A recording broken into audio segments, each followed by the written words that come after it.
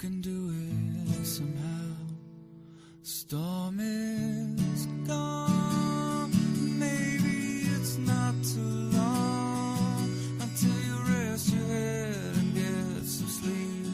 Try to dream of something sweet. Ooh,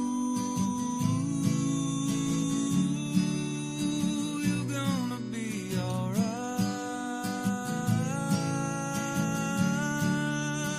You're gonna sleep just fine tonight, tonight, tonight. You're gonna sleep just fine.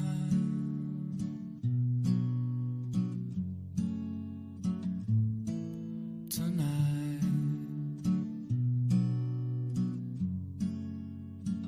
gonna sleep just fine.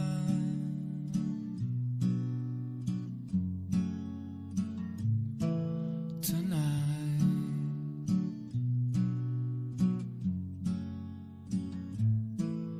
tonight.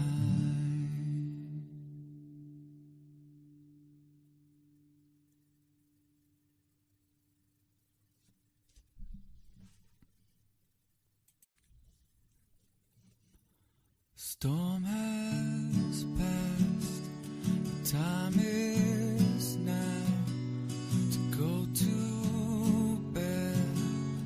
You can do it somehow. The storm is gone, and maybe it's not too long until you rest your head, get some sleep, try to dream of something sweet. Ooh, you're gonna be alright.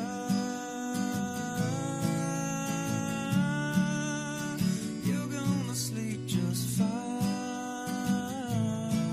tonight, tonight, tonight.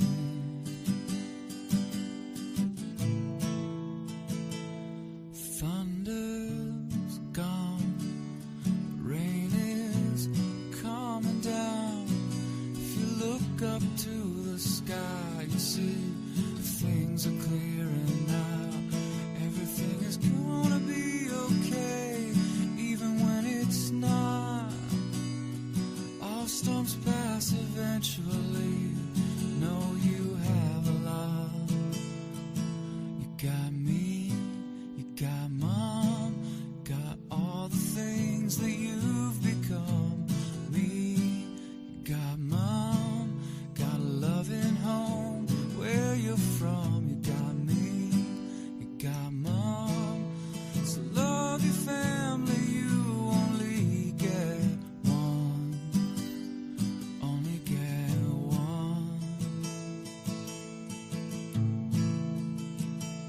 Storm has passed, the time is now to go to bed.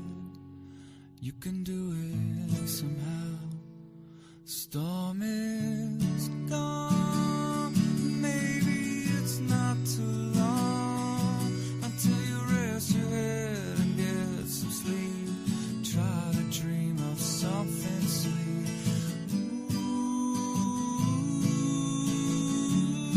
Ooh, you're gonna be alright. You're gonna sleep just fine tonight, tonight, tonight. You're gonna sleep just fine.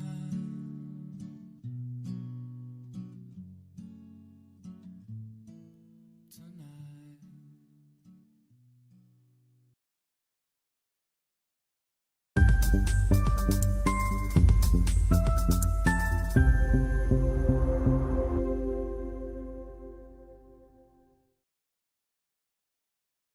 Howdy.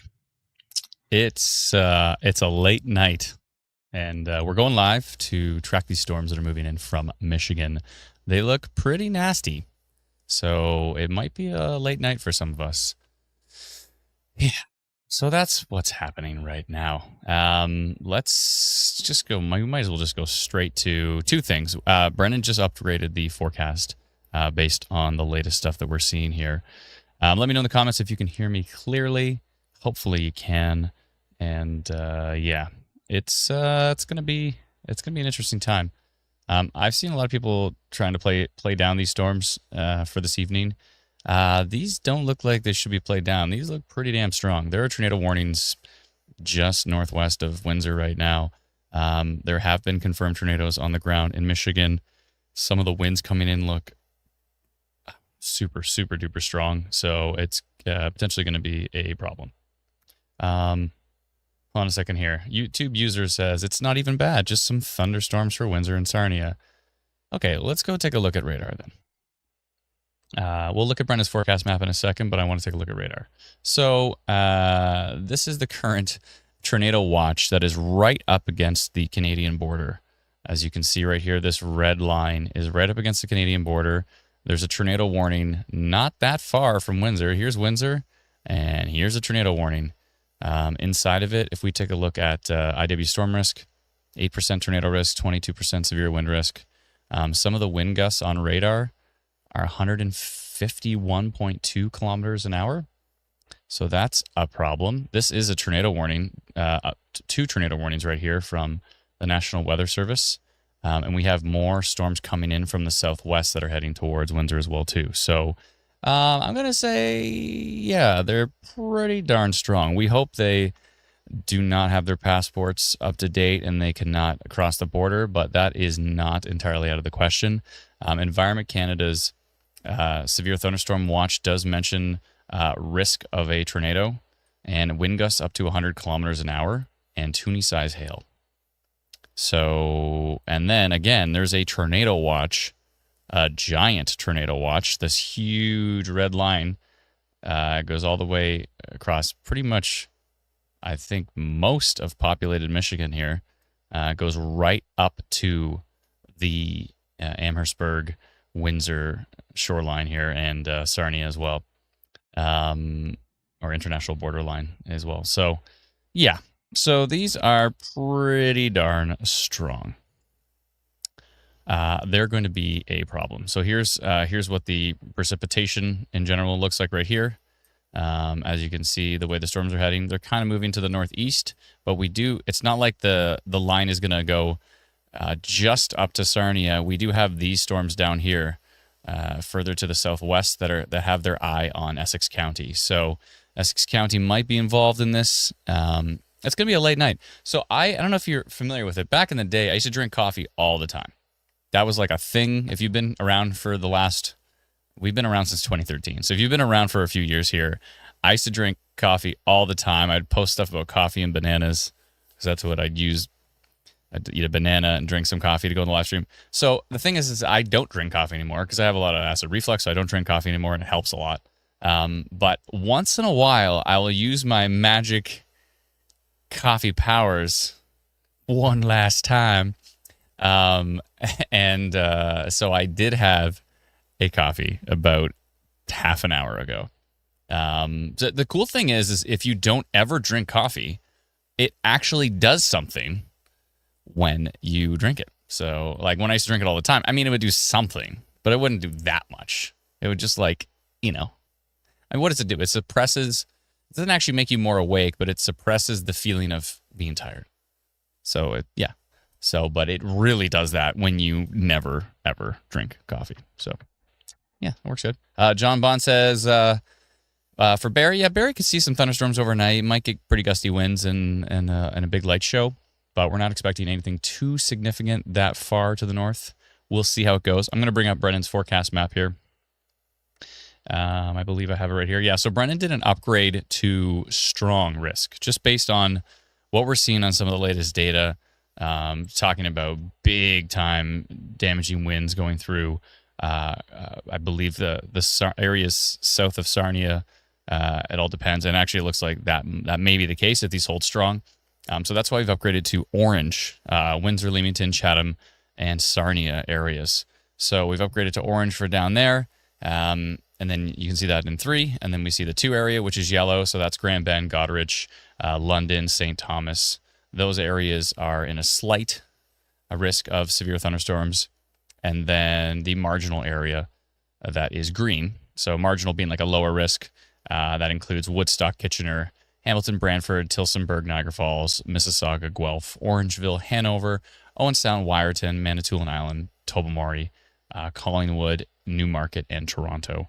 But mainly, the further they get east and the further they move to the northeast, this is it should, at least based on the models, we'll see what happens, but it should weaken as it moves to the east. So the further you are east in that green area, the less chance of some very isolated severe thunderstorms. And then basically once you get to that like line of, basically once you get east of the escarpment, so from about Wasaga Beach down through Newmarket to maybe Pickering-ish, Oshawa, getting close, Ajax, Oshawa, Barrie, that's where we're not expecting anything to be severe. There's still going to be lots of lightning, lots of thunderstorms, torrential rain, maybe some small hail as you get further east, but we are expecting things to taper down as far as the surface-based storms actually affecting the surface and potentially causing wind damage and that type of thing as well. A lot of folks are reporting thunder in Windsor, and it's not even there yet. The lightning on this storm alone is ridiculous. It is ridiculous. Let's go back. We're going back. We're going back to Instant Weather Pro. We're looking at reflectivity, we're looking at velocity. So we're looking at rain, and we're looking at wind. These storms down here that have their sights set potentially on Essex County have some pretty high values here. Right now, 61% total severe risk, 25% tornado risk on this storm, 40% severe wind risk. And this is down to the west, I believe still in Michigan here, but just at the southwest, kind of Coldwater, Michigan area. And then as they start to move to the east, and this is down by Homer, that one's still looking pretty potent. But yeah, we have a tornado warning right here. It went east of Lansing, Michigan, and it is continuing to track to the east, but a 5% tornado risk on that particular cell. And these are tracking to the east. We do have that storm that is there's a little baby storm that's going through Windsor right now. That's nothing too significant from what I can tell. It's just a little bit of precipitation on the bottom of that line. That's nothing to be concerned about other than a little bit of heavy rain. And there could maybe be some lightning strikes in there. But the stuff that's happening to the west is going to be bananas.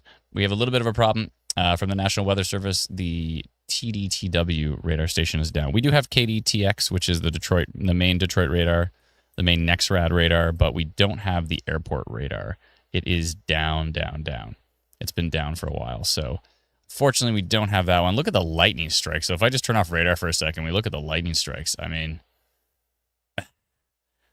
that is a pretty nasty line of storms. But you can see tornado warning, tornado warning, tornado warning, severe thunderstorm warning, severe thunderstorm warning, severe thunderstorm warning, warning, warning, warning. And then the red outline here is tornado watch all the way right up to the international border. And we've got a severe thunderstorm watch with the risk of a tornado on the southwest side of this here. And then as you move over here closer to London, that has doesn't mention a tornado risk over here. But the main tornado risk is going to be Sarnia down to Chatham-Kent, down to Leamington, and Amherstburg, LaSalle, Windsor, etc. So there's that. Yeah, Ryan Hall is reporting multiple QLCS spin-ups near the Lansing area not too long ago. Yeah, it has been extremely busy through Michigan this evening, and that is why we are live on Friday. It's now Friday. I still feel like it's Thursday, but it's Friday technically. It's technically Friday morning at 12:15 a.m. Friday, May the 16th, 2025. That's why we're live. That's why I drank a coffee for the first time in a few months. Only special occasions when I have to stay awake for a while. So we're gonna hang on at least maybe till, I don't know. Brendan, what time do you usually stay awake till? I've been so. This is the funny thing. I've been trying. I usually stay awake very late. Uh, late, like irresponsibly late. Like 1 a.m., 2 a.m., 3 a.m. Like But late as sorry, Brennan, 3 or what were you 4 gonna say? a.m. Yeah, Bad. 3 or 4. Yeah, so that's yeah. So you're the same as me. So we're Nighthawks. So we typically stay awake quite late. But lately, I've actually been trying to wean myself back to a reasonable human app. That's why I'm drinking a coffee. Like normally, if that was my schedule, I'd be fine to go. But I've actually been going to bed at like midnight ish, 12:30, some sort of reasonable human hour. But yeah, throwing it out the window tonight because we've got some nasty storms moving in. So we need to keep an eye on these for sure. We really hope the tornado risk will become mitigated as it moves further east. That is a possibility based on some of the model data. The damaging wind risk is certainly there, and it will continue to push through southwestern Ontario. We hope they'll become less surface-based, so become elevated further off the surface, which will cut down on the chance of those really, really strong winds connecting to the surface and causing tree damage and causing shingle damage or roof damage or whatever happens to be.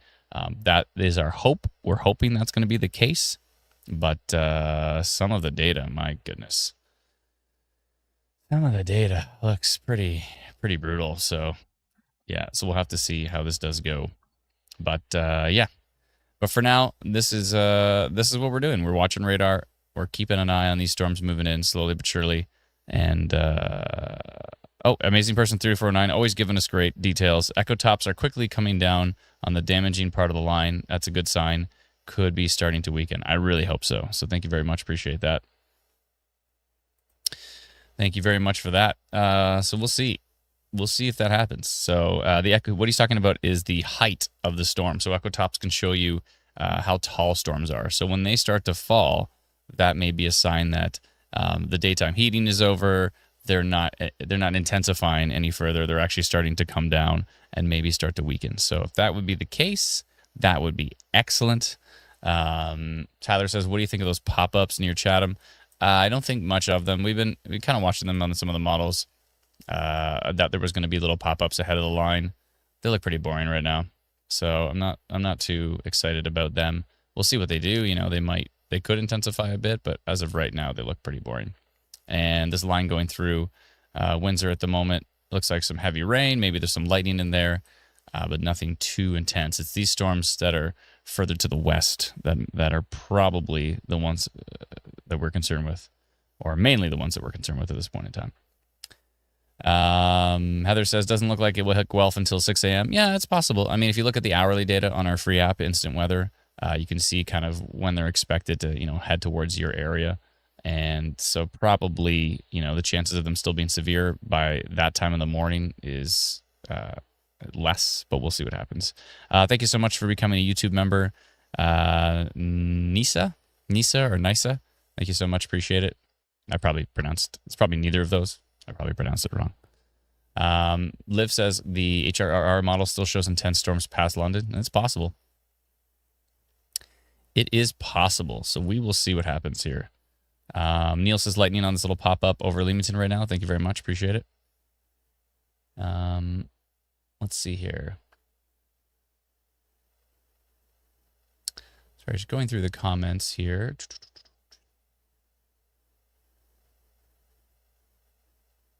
Janine Phillips says, my fiance is heading towards Windsor for work. Should I be worried about a tornado? And then we have a member in the comments that says, Janine Phillips, no, not at all. Kelso, if you could leave those answers maybe to us, that would be helpful. There is a marginal tornado risk with these storms. They are under tornado warning, and they're moving towards that area. It's not super duper likely that we will see tornado activity there, but saying no, not at all, like there's no chance when there's a tornado watch right up to the international border, and when Environment Canada also has a severe thunderstorm watch that mentions the risk of a tornado. So saying no, not at all seems maybe not the correct response to that.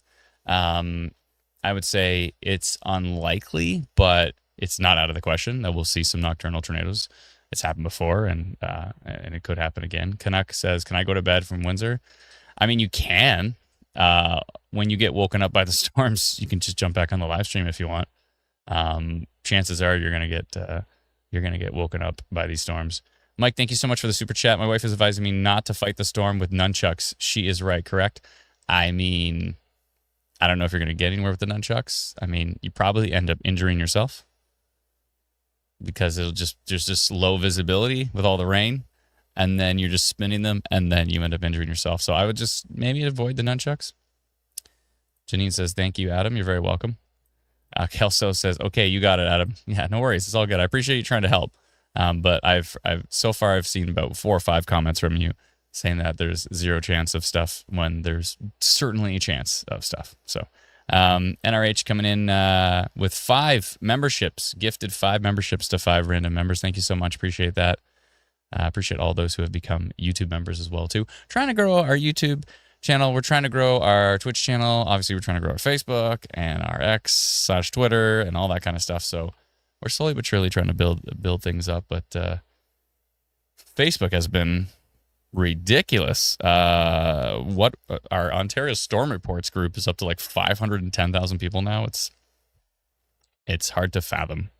It's hard to fathom. Like when I remember one time when our pages first started growing, and I think we first hit like 50,000 on like Ontario Storm Watch, or at the time it was called Ontario Tornado Watch, and we hit like 50,000 members. And then I went to a concert at the Sky Dome, and I think there was 50,000 people in the building. And just to like look around and be like, there's that many people in our community. Wow, like mind blowing. And then now it's 10 times that amount. It's ridiculous. And that's just in Ontario. We've got incredible communities in Alberta, in Saskatchewan, in Manitoba, in Nova Scotia, in PI, in Newfoundland, in New Brunswick, in Quebec, and British Columbia, and we've got even some little tiny pages up in the territories as well too. So, and then we have like 50 pages across the U.S., which is pretty wild. And I think if you add them all up, there are 200,000 or 300,000 folks down there. So, yeah, it's pretty wild. I think if we add it all up now, I think we have to be north of 2 million now. It's pretty wild. So, anyways, huge thank you to all the wonderful folks in our community who, it's all been word of mouth. I don't think we've ever, maybe once we paid like $20 for an ad once. That's it. I don't think we've ever actually, besides that, like one time trying an ad once, I don't think we've ever like paid for an ad. So this community has entirely grown because of you wonderful people sharing our updates with your friends and family. So kudos to you. Wouldn't have grown without you, so we appreciate it. Thank you kindly. Cheryl says, on Facebook page, get notifications for weather like a day late. At least I get notifications from YouTube like this. Thank you for all you guys do. Thank you so much, Cheryl. That's why we always recommend downloading our free app, Instant Weather. I'll put up the link for it as well, too. And John says, should people living in mobile homes be worried? It depends on where you're located, John. Let us know. If you're in, Essex County, if you're near Sarnia, you might want to have a plan to get to a sturdy shelter if some really strong winds do come in. But we'll be tracking them in real time here, so we'll let you know if things look nasty. Let's see here. To download our free app, you can get it at instantweatherapp.com, or just go to the App Store and type Instant Weather. Make sure it's not Insta Weather like Instagram, but Instant Weather, 2 separate words. Has the white and blue icon like you can see at the top of the screen here, or actually at the bottom left of the screen. At the very bottom left, you'll see that IW, the white and blue, and make sure it has that. It's free. So I think there's like an Insta Weather app that's like $4. That's not us. Make sure it's free, and that's ours. Yes. Brenda says, Adam, looking like some strong, discrete cells headed for Windsor, Sarnia. Yeah. Yeah, there are. These cells coming in from the west look pretty nasty. This one down here near Jackson, Michigan, I don't like the look of it. That is a big, nasty line. It's heading, let's see which way. It's trying to move to the northeast, but it's still kind of just building to the south. So it's very possible, and there's the latest update, very possible that will track at least through parts of Windsor, I believe. It's hard to say for sure. Steve says, you should make customizable notification sounds for the app if possible to wake me up. Yeah, we thought about doing that. It's kind of on like the long to-do list where, maybe we do stuff like if it's a tornado warning, then There's actually ways for apps to bypass like do not disturb and stuff. And that would be like a setting. You'd be able to turn that on or off if you wanted. But you know, a lot of folks like sleeping with do not disturb on. But then it would be good for something like a tornado warning, or you know, if we said like really strong damaging winds or tornado reported, or you know, very strong rotation, to have all of those bypass do not disturb would be useful. And on the flip side, it'd be useful to be able to like silence the more boring stuff, you know, like a special weather statement or something, unless it had the mention of a tornado, which is very rare, but it has happened. We've seen we've seen so many edge cases that we've had to add logic to. Like we've been tweaking. We've actually spent more than 10 years tweaking the logic of our system to deal with random environment candidate changes. Like so many little subtle changes with their alerts that, you know, anyways, we've gone through so much over this time. So much. Melissa B13, one of our favorite mods, says 1,000 people are watching on YouTube and there's under 200 likes. Everyone, please click the like button. It helps the channel and team by boosting the YouTube algorithm. Thank you. Appreciate that, Melissa. Thank you so much. Yeah, if you could hit like the like button on our YouTube live stream, we'd appreciate that. That'd be very kind of you. Power flickering in Windsor, and the storms aren't even there yet. It looks like there is a mesoscale discussion now that does cover parts of Windsor. Let me get the deets on that one. Let's see what they're saying from the National Weather Service here. Is that going to come up? Maybe not. Let's see here. Hard to tell. There's a tornado watch in place. I don't know if I can get that. Is there a way to get that? Let me see here. Oh, maybe. I think I can. I think I can. Convective discussion, I see. Yeah, so it says, yada, watch likely. 80% chance of the watch continuing. Blah, blah, blah, blah, blah. Wind gusts upwards of 70 miles per hour are possible. Deep layer shear, blah, blah, blah, yada. Risk of severe wind gusts and perhaps brief embedded tornado or two.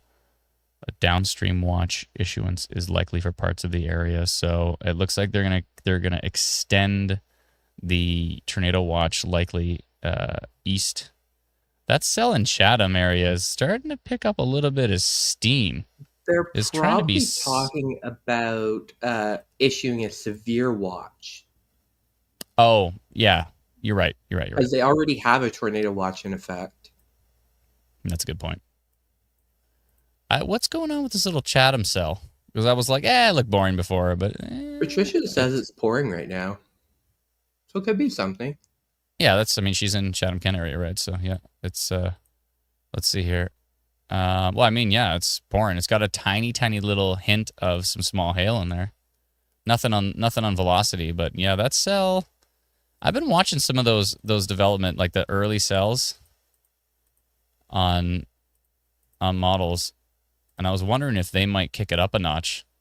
I wonder what the environment looks like right now. Let me go take a peek in the background. Brandon can probably bring some of that stuff up. I'm going to take a look at mesoanalysis. What's their supercell at? Supercell is at a 4 at the moment in that area. There's barely any, if not no, no inhibition, which is incredible for this time of night, which means things are still pretty surface-based.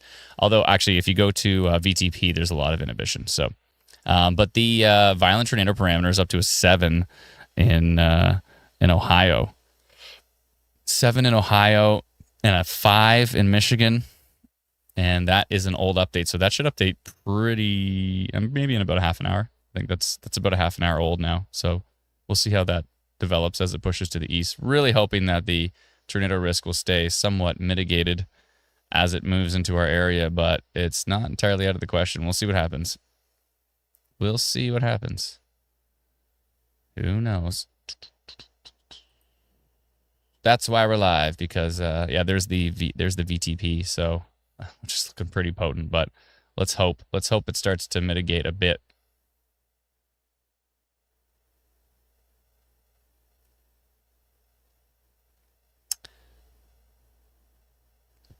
Okay, Bunny says, will anything hit London? It is possible that that there could be some activity in the London area. Nicole, thank you so much for the super chat, and thank you for the second super chat as well too. Also, thank you to Natasha for the super chat. She says, risk for Port Alma, Chatham, Kent, next to Lake Erie. I have a sleeping baby and wonder if I should prepare to wake her. Chatham, Kent does have a risk. It will be not necessarily with the storm that you're seeing right now. It'll be more so with the storms that are on their way in. The one you're looking at right now, it just looks like there's some lightning and thunder and some heavy rain, but nothing too exciting on it. It's more so these storms back here, so it'll be in the next few hours. I would let the baby sleep for now. Yeah, just keep an eye on the stream. We'll let you know if things get bananas or not. But thank you so much for the super chat. Appreciate it. Kira says, are we okay in Chatham? She's got a bad fear of tornadoes. Right now, you're fine. The storm that you have right now is a whole lot of nothing. So I'm not worried about the storm you're dealing with right now that's moving to the east. I'm more concerned about what's coming from the west. It'll be mainly a damaging wind risk. Tornado risk is not entirely out of the question, but it's mainly a damaging wind risk. I mean, but, damaging winds aren't anything to, not be concerned about. But still, we're going to be watching. We'll be watching closely. It's all good. We'll be live. We're going to be live. We're going to be watching. I'll let you know if things get bananas. So, Steve says, when do you think Instant Weather Pro will hit the app? Well, if you're on Android, you might notice it's already on there, but it's grayed out. So, so you can't click it yet to subscribe. So it's really, really close. It's obnoxiously close to being ready. Looks like there are some new tornado warnings in Michigan on this line. Or new, and maybe not new tornado warnings, but they've just, extended them, moved them to the east. One here, Springfield Township, and one down here from the Hamburg cell. Yeah, these cells are pretty grumpy. Please don't take out our radars. We already don't have this Detroit radar. Please don't take out that Detroit radar. I always worry when the storms with these extremely high winds. I mean, what's the highest we see here? Man, 90, 95. Hopefully, it's definitely not as bad as it was back further to the west, because it was ridiculous. When it came off of Lake Michigan, they looked ridiculous. They moved pretty quick, though. What time is 12:32? I guess that's about right. It was supposed to hit around midnight-ish. They are a tad early, because most models had it around like 2 or 3 a.m. So it is about 2 hours early. Okay. Yeah, this Chatham-Kent storm looking pretty boring, so that's good. So far, a little bit of lightning on it. Nothing too substantial. And then we have more pop-ups now. See, this is a good example. If you look down here near Leamington, this is a perfect example of people that say, like, oh, there's nothing on radar, and then you see a storm literally pop out of nowhere. That storm was not there 1 frame ago. There was a little tiny hint of rain, but nothing. Nothing, boom. There's your storm right there. So storms do develop. They do develop somewhere. So there's been so many times where there's nothing on radar, and people say, oh, there's nothing on radar. Nothing's going to happen. That's not how it works, folks. Storms actually do develop out of, I wouldn't say thin air. They develop out of thick air. Thick, humid air. Let's see here. What are the percentages? That Hamburg cell, 16% tornado risk on that cell, 37% severe wind risk. On Instant Weather Pro, we do have the machine learning risk percentages on every storm, which is quite useful at times. In fact, I spend most of our live stream now just like clicking on the box and saying, oh, this storm has 16% tornado risk. The highest it goes is usually about 65-ish, 70, I think, at the absolute peak. Somewhere in there. Akira says, should I be concerned with the storm coming, or will it die down a bit? I would pay attention until it shows up. I mean, obviously you want to pay attention after it shows up, but I would pay attention to see what's happening as it arrives. It's going to be interesting. You have a little bit of time. Still a little bit of time until it hits, but we'll see what happens.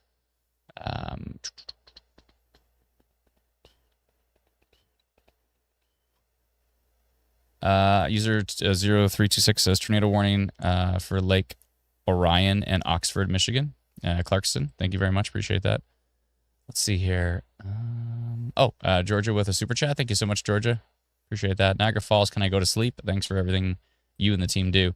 I mean, sure. It's still going to be a while until it even gets towards the GTA. It's still going to be hours. So, I mean, you might want to check our free app. For those that need sleep, check our free app and check the hourly product to see when the storms might arrive, and maybe set your alarm for like an hour before that, because they sometimes can arrive early, and then wake up and watch the live stream. But I mean, it's hard to say if Niagara is going to be severe. I think the chances are pretty slim. I think if there's going to be severe weather, it's going to be within the watch region that Environment Canada has, and possibly a little bit further out. So maybe London, Woodstock. And then as it moves east of that, I'm doubtful that we're going to see severe weather. So is Niagara probably going to see severe? I'm doubtful. But, stranger things have happened. So I'm not going to say never. It's never say never, but I'm doubtful. But we'll see. This is a pretty strong storm system. We hope it starts to dial down a bit. One of the tornado warnings has been dropped. That Hamburg one was dropped, but there's still this tornado warning up here as well for Springfield Township. And then there's this storm here, but this is going to move over Lake Huron. Hopefully that weakens things a bit. That one's got a 31% tornado risk in that particular cell. And we still do have 2 tornado warnings up here, Saginaw, Michigan, and up here, Bay City. That is both under a tornado warning at the moment, but that may change depending on how those storms develop. Lots of severe thunderstorm warnings as well, too. Environment Canada is still sitting with a severe thunderstorm watch for these areas. This watch does say the risk of a tornado, and the watch further to the east, so east of Sarnia, over getting towards St. Thomas in London, it does not mention the risk of a tornado. It just says wind gusts to 90 kilometers an hour and quarter-size hail. So the tornado risk is basically from Sarnia down to Chatham, Kent, and Essex County. This area here-ish could see an isolated tornado. The risk is relatively slim, but it's not entirely out of the question. So we'll see. We'll see what happens here.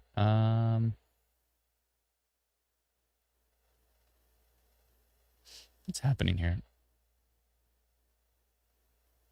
Why are people being mean to each other?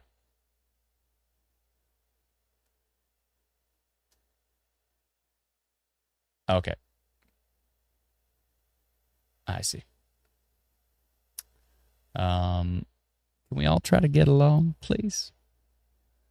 Let's see. Sarah is one of them, and the other one is the McMahon family, who's a longtime member on our live streams. Can we try to get along, please? Please. Okay, let's see here. She says he started it. Okay, there's a lot of what I have to deal with. Okay. He started it. Okay, 1 second here. Infamy says, thanks for streaming. You're very welcome. Game the North says there's a tornado on the ground in Michigan. Very possible.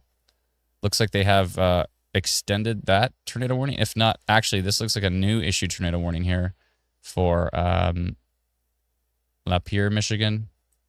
Yeah, look at these cells. They're wild. So we're keeping an eye on that whole line there. This is an interesting signature down here as well, near Salem Township. Looks like now we have severe thunderstorm warnings right to the international border. So it wouldn't be long. Wouldn't be long, I assume, until Environment Canada also issues a severe thunderstorm warning for deep southwestern Ontario. Kira says, what city? We're still talking about Michigan. These are the storms coming in from Michigan here. So I would think it's not going to be too long until we see a severe thunderstorm warning from Environment Canada on this. And these storms coming in from the west, still looking pretty grumpy. This cluster here is quite grumpy looking. So we'll watch that. Some really strong winds in there as well too. Oh, it looks like we're just about to get a radar update from that line. I don't like the look of this here. All severe thunderstorm warning from the National Weather Service at the moment. It's an interesting line here, but I think this is the line that's going to affect Essex County if it keeps on its current trajectory, I would see. Mega says, I'm in southwest corner of Chatham, and all I see is heat lightning. So to clarify, heat lightning doesn't actually exist. What you're seeing is lightning from over the horizon. So the idea that, like, you know, some people say, oh, there's like lightning on it's a clear sky, and I can see lightning, and so it must be heat lightning. That doesn't actually exist. What you're seeing is there's a storm over the horizon that you can't even see, and you're seeing the reflection of that lightning off the atmosphere. So that's what heat lightning is. You're just seeing lightning from a storm that's really far away. A storm that you can't even see because the Earth is a sphere. I know some people think it's flat. Anyways, the Earth is a sphere. Just like the moon is a sphere, just like the sun's a sphere, just like every other planet and every other solar system is a sphere. Or at least, you know, sometimes they're shaped a little bit weird, but they're mainly a sphere. So it's, you know, the curvature of the Earth. That's why you can't see that storm, because it's over the horizon. McMahon Sarnia says, heat lightning is fake. My childhood was a lie. I mean, you see a lot of them in Sarnia because, you know, you're in Sarnia, you're seeing there's storms, you know, on the west side of Michigan, way over the horizon. You can't even see them, but you can see the lightning. Yeah, heat lightning is fake. Go Google it. You'll find out more. Aw, thank you so much, Tara. Tara says, okay, well, I'm going to leave your calming voice on in the background and hope my animals calm down to get some rest before this hits. Thank you so much. Appreciate it. Melissa has really good stuff. She says, Kira, deep breaths. Focus on the 5, 4, 3, 2, 1 rule. 5 things you see, 4 you can touch, 3 you hear, 2 you smell, and 1 you taste. It helps. Andy says, wait, the Earth isn't flat? Sorry to burst your bubble. Heat lightning doesn't exist, and the Earth is a sphere. So, yeah. Debris signature near Hadley. Thank you so much, Game the North. I'll take a check into that. Dakota. That's funny. Okay, let's see here. Where was that again? That was Hadley. I'm going to go search it up. Let's go search up Hadley, Michigan. Let's see here. Hadley, Michigan. All right. Supposedly a debris signature near Hadley. Let me go from velocity to correlation coefficient. Oh, maybe this little thing here? Maybe. Oh, it has gone for a few frames. Yeah, maybe there's something going on right there. That could be a little debris signature. Let's go take a look around. Let's see. Yeah, that's an interesting signature there. Yeah, that might be something. That's not great. Let's see. Yeah, we'll keep an eye on those signatures because you never know. And what's that cell at? 20% tornado risk on that cell. 9 on the one to the east. Yeah, there's that. Let me actually flip over here and take a look at the details on that Hadley cell. I want to see the tornado warning details here.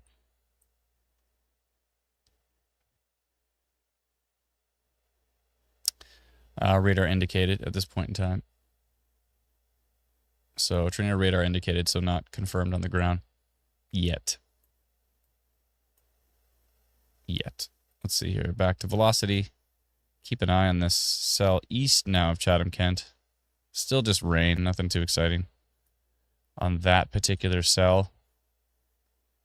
Shouldn't be long now until we see a severe thunderstorm warning for deep southwestern Ontario, considering that there is a severe thunderstorm warning right up to the border. We have 2 versions of our, if you have Instant Weather Pro, we have 2 versions of our Polygon API. So what that means is there's this version that has details for all the Canadian alerts, and then when you go to click on a U.S. alert, it just says like severe thunderstorm warning or tornado warning, whatever it happens to be. Now we have this other version of it. Let me flip over here. And now the other version has all of the details for the U.S. alerts. And the reason that I'm switching back and forth between them is we need to speed this one up because right now this one is a bit slow. So we did have the one with all the U.S. alerts going, but the Canadian polygons were showing up slower. They were like a minute or two delayed. So I asked our development team to make sure that everybody has the faster polygons for Canada for right now in our production version. And then we have this version, which is our internal testing version, and it has all of the details for the US alerts. So as soon as we speed those US alerts up so that the whole system works faster, we'll put that back into production. But for right now, we did the faster version so we can see, the instant that a warning is issued from Environment Canada on the map. So that's why we have the two different versions, just to clarify, if you have Instant Weather Pro. If you'd like to subscribe to Instant Weather Pro, you can do so. There's John again. Should people be living in mobile homes? We were. I'm in chat again. You should be prepared to get to a sturdy shelter if you have to. You still got quite a bit of time here, so I would always have a plan to be prepared. Looks like there was a wind damage report. Shingles blown off, and this was. Let's see exactly where this was. Shingles were blown off of a roof. This is not that far. This is just south of the radar station here, down by, where is this? Michigan. This is near West Bloomfield Township. This is northwest of Windsor, just south of the radar. I'll show you exactly where it is. Let's see here. West Bloom. It's just north of Wixom. So right here on this line of storms, this might be a little QLCS tornado here, potentially. That little bit of rotation here. Right here was a report of shingles blown off from this line. So this line is pretty darn strong, and that line is about to track. Yeah, remember we were watching that earlier, and I was a bit concerned with that signature. And let's see what it's doing here. Shingles blown off. That's not great. That is not great. Emma says, what is a QLCS tornado? So it's basically when you have a line of storms, you can have these tiny little, quote unquote, weaker, but anything that's classified a tornado is not really weak because it can throw a tree at you. So it can throw large trees at you. Anyways, so a QLCS tornado is typically like a small embedded tornado within a line of storms. Because typically a line of storms, you don't have the big, significant, very, very strong, isolated supercell tornadoes. But you can still have these little brief spin-ups, these little touchdowns that typically range from like an EF0, which is 90 kilometers an hour, up to EF1, in rare cases EF2. So they can still be pretty potent. They could still tear a roof off. They could still be strong. And so when you have these big line of storms, you get these embedded. Embedded just means inside of the line, basically. So you can have these little tornadoes that pop up inside of the line. They're quick. They're usually brief. They usually only they happen brief and then they die out. But you can sometimes, and what we've seen before in Michigan earlier tonight is like 3 of them. In this line of storms, you have 3 little tornadoes. So I say little, I mean, little's a bit subjective. Any tornado is a dangerous thing. So I don't like the look of that. And it was on that line that there was, so there is rotation there. And it was on that same line that there was report of shingles taken off a roof. So that could be a problem with that line. And just north of it is a tornado warning. North of that's a tornado warning. So we still have these 2 main tornado warnings in Michigan. And then we have severe thunderstorm warnings across this whole line. So a bit concerned for me with that. Let's see where that line is now. Yeah, there's that line there that's heading kind of towards Windsor. It seems to be stretching to the southeast. You can see it stretching to the southeast. So that line may affect Windsor, the Windsor area here. And then there's also these storms to the west. There's this pocket of storms here, which looks pretty potent. And that should also affect, let's see here. That should also affect Essex County. So if you're in Essex County, you see some pretty nasty storms quite potentially. Did I say quite potentially? That's not even a thing. I don't even know. See, I'm just going to ramble on through the evening hours, and it might get worse as the hours go on. But hey, if you're used to our live streams, you're no stranger to my ramblings. That's right.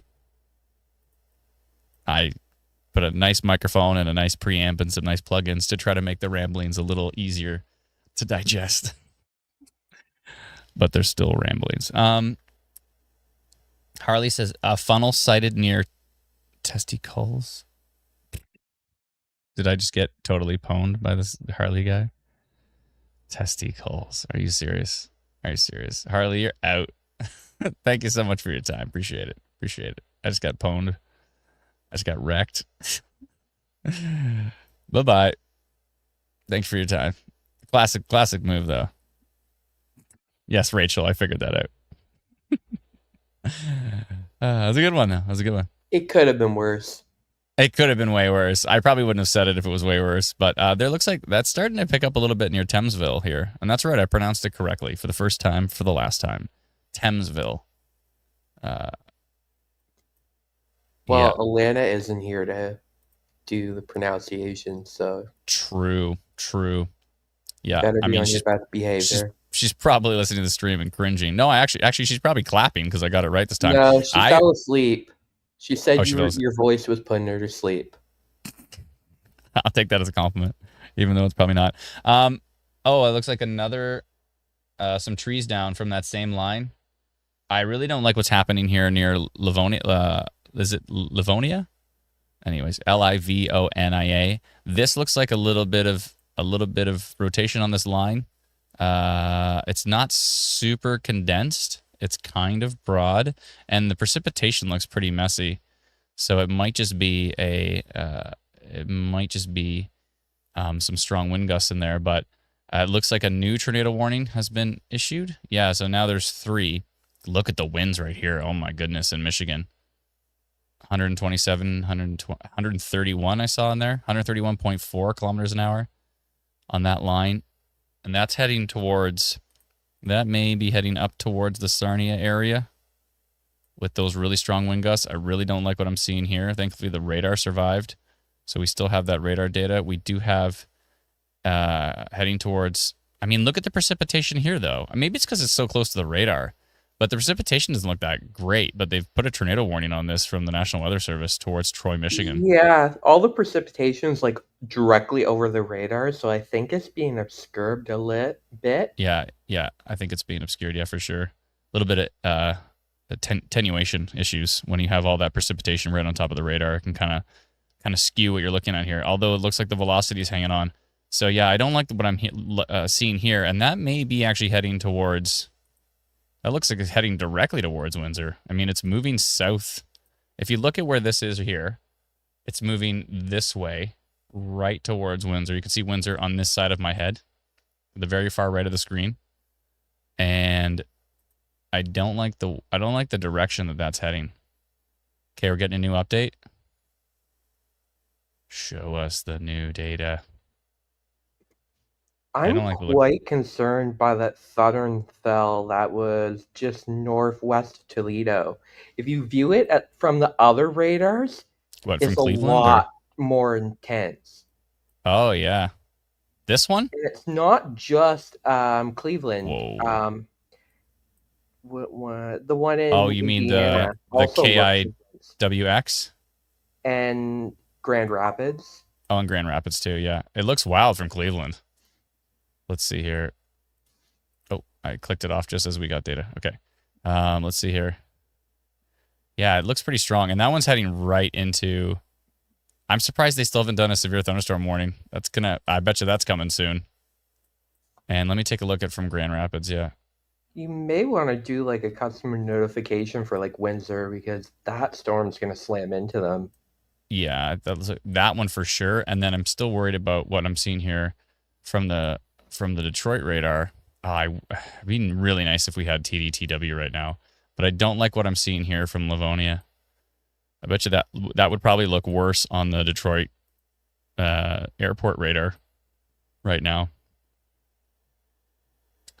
Yeah, I don't like that cell. That cell looks nasty, and it's heading right towards Detroit.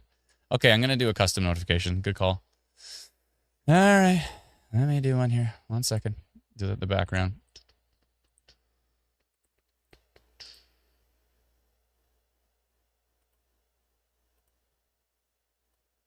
Okay, let's see here.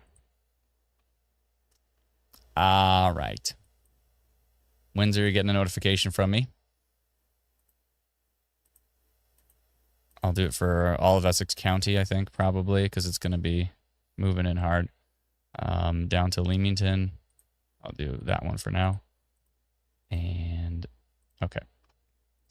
And what is it going to say? I'm going to go orange, damaging winds and minor rotation detected.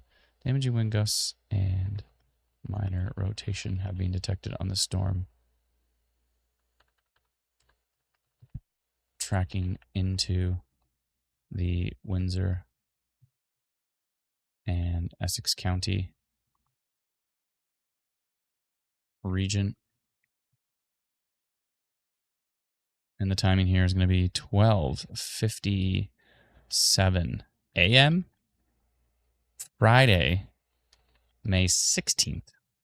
Check the date right on this. Nothing worse when I send these out and go, I got the year wrong. It happens. I better save that so I can use that in the future. Okay. That looks good to me. 12:57 a.m. Wakey, wakey, Windsor and Essex County. Here's my notification. Coming in now. If you are in the Windsor area and you do have our free app, yeah, please let us know if you got the notification. And I'm going to go to my macro tool here in the background.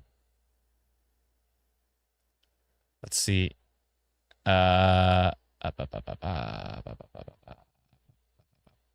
Nightburn says, Instant Weather, what's happening with Instant Weather Pro with subscribing via the app? Got the notification? Cool. Yeah, folks are getting the notification. Sweet. Dante says, I can tell Environment Canada is busy with Michigan. They don't have any concern about Michigan.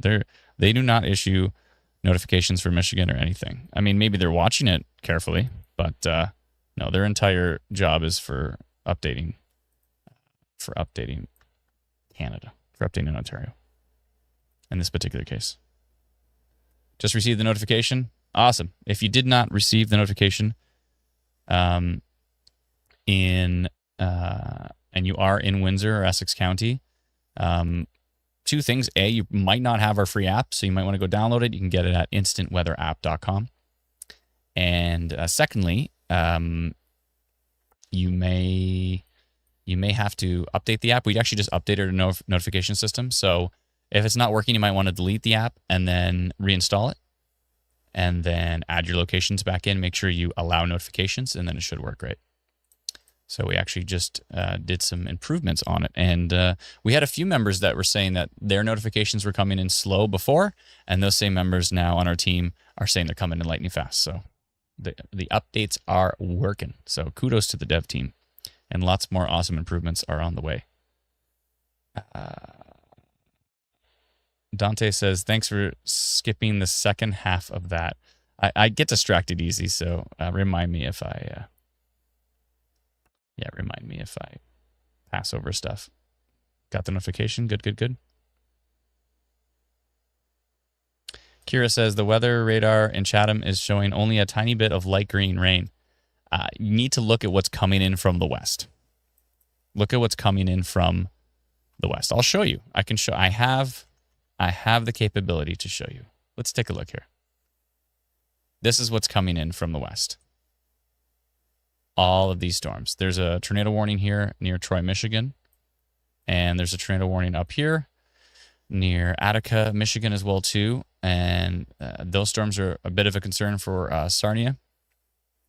But I still don't like what I'm seeing heading towards Windsor right now. It's still looking quite potent. Mainly a wind risk, but there could be some embedded rotation in there as well. And that is a concern. Anytime we have rotation, we are concerned.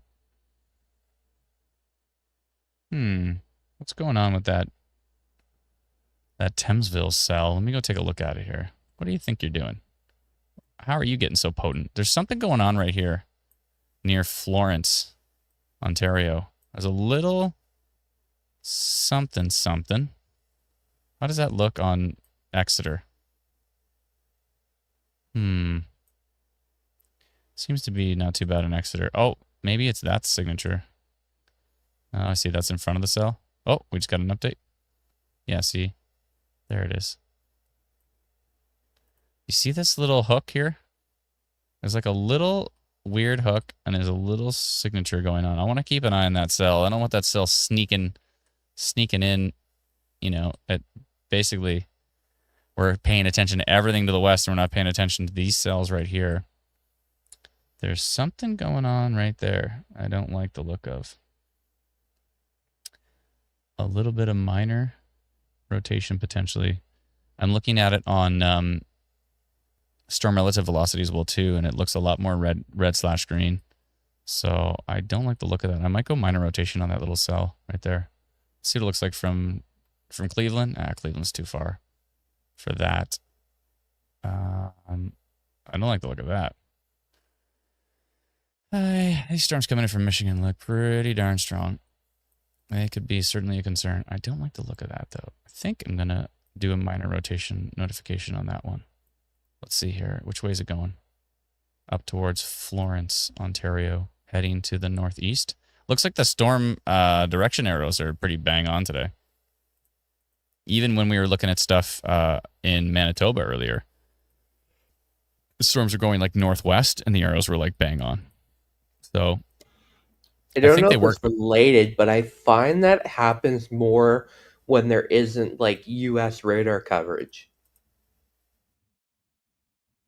Maybe, but I think it's more of just when it gets into the summer, it works better. When it's in like the winter, they were like pointing the wrong direction the whole winter. I don't know what it is. I just feel like when we get into classic storm motion, they just seem to work better. I don't know. Maybe when there's more data to work with, I don't know. There's more potent, clear data. Could be the case. Let's see here. I'm going to work on a polygon for this. Hold on. I want to keep an eye on this here. Okay. Where's the storm? That's the Florence one. There, right there. Okay. And it's going perfectly northeast. I'm going to go a little minor rotation. So heading up towards Newbury at the moment. And Glencoe. Maybe Alvinston. I just want to see. One second here.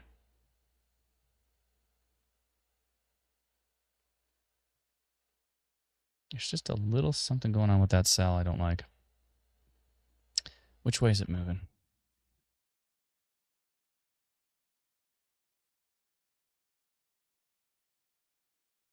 Let me see. Yeah. Heading from Florence up towards Cairo area. I'm going to go minor on that one. So many tabs open. Okay, let me make sure I've got the right area. Florence up towards Cairo. Yeah. Change this polygon slightly. All right. I'm going to go minor on that one just because what's going on with that cell? Storm near Florence, tracking to the northeast towards Cairo. Cairo. Yeah. And the timing here is 1:04. It's going to be 1:05 by the time I do this. Friday, May 16th. That's right, 2025. Minor rotation detected. And sending that out right now. I don't like the look of that cell. Okay, back to the big nasty storms coming in from the west. Let's get back to them. What are we at now? Machine learning says the tornado risk is pretty low on that cell, but something about it I don't like. Okay. Back to life. Back to reality. Where's the... Oh, I see. I couldn't see the radar because it's in green. It's right in the middle of a bunch of green. So we still have that tornado warning near Troy, Michigan. That line looks like it's going to be coming in pretty hot into the Sarnia area. Yeah. Where... Is there still no severe thunderstorm warning? I guess there is not. I think you also put EC to sleep. Did I? Maybe they were listening to... Maybe it's not my voice. Maybe it's just my overall demeanor is just putting everybody to bed. There's 1,300 people watching right now, and they're probably all asleep. Do I have to... Maybe I should be more... I should have a more annoying voice, and that'll wake everybody up. I'm not trying to lullaby everybody to bed here. Although the song we opened the stream with was kind of a lullaby. I don't like this. I don't like what's going on here. Heading towards Essex County. Something going on the velocity there. This storm, it hasn't really... This storm didn't look like it's weakened. It looks like it's strengthening and getting more organized and squishing together into a big cell. I don't like the look of that. This is the one we put minor rotation on. You can see my little minor rotation polygon. Minor rotation detected right here on that little polygon here for this part of the storm heading towards the northeast. Okay, and I think Sarnia probably needs a polygon at this point. From that's about to hit, and it looks like it's going to be quite windy. Yeah, I think Sarnia polygon now seems like a good idea. What do you think, Brennan? Why not? Why not? They can join the party. Sarnia's joining the party here. I'm going to go all the way down to Lake St. Clair. Oh, why did I delete that polygon I had? I could have grown it from the previous polygon. Anyways, whatever, it's fine. Okay, where did I make that last polygon to? Okay. I can see exactly where the last polygon was. I'm going to open up the image full screen so I can see it. It was, I didn't include Tilbury. So where's Tilbury? Okay.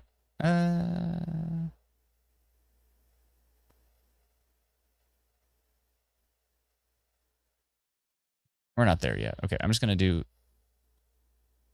from maybe Grand, what's that? Grand Point, Mitchell's Bay, Wallaceburg, up to Sarnia area. Something like this.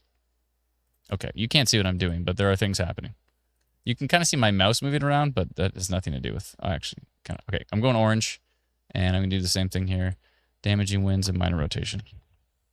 Because those QLC spin-ups can happen real fast, and some of these cells are under a tornado warning, Troy, Michigan area. Damaging winds and minor rotation. Detected damaging wind gusts. I need to make a pre one for this. And minor rotation have been detected on this storm. Line moving east into the Lake St. Clair and Sarnia regions.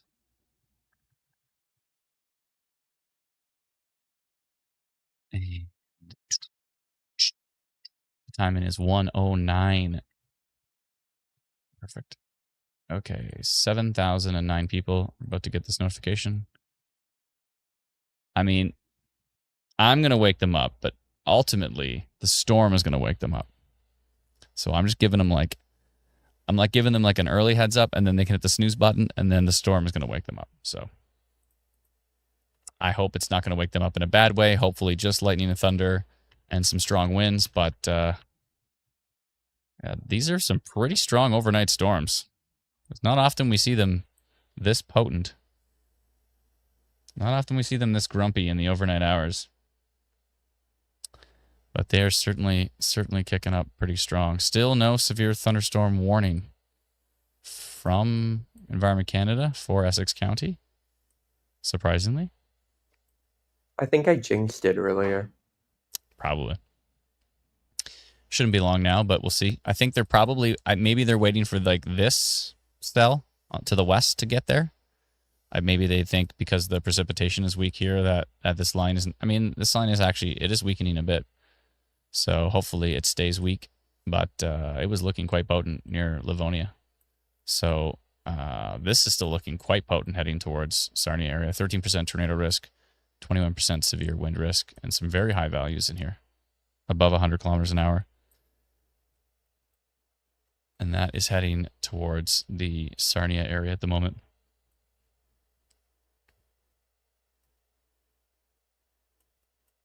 Something going on with that Richmond, Michigan cell, and that's heading pretty much right towards Sarnia. 5% tornado risk on that cell, and some really strong winds behind it. We'll see what that does.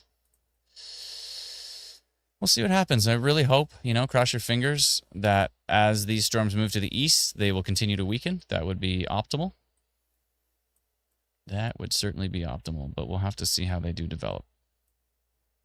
But cross your fingers that as these track, they will weaken and everybody will be able to take a deep breath. That's preferable, but figured we would be live and keep an eye on these storms as they track. Looks like there is some hail now on that Florence cell, up to 63 dBz. Pretty potent little storm. Surprisingly ahead of the front. Interesting little storm ahead of the front, ahead of the main line. And look at this coming in. Actually, look at this cell from Exeter. I don't like that Richmond cell here. Why is my zooming not working on this mouse? I don't like the look of that.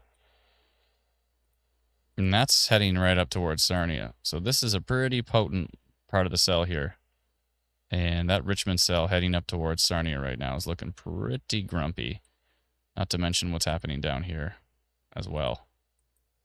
Heading towards Essex County. So, yeah, going to see some pretty grumpy storms this evening.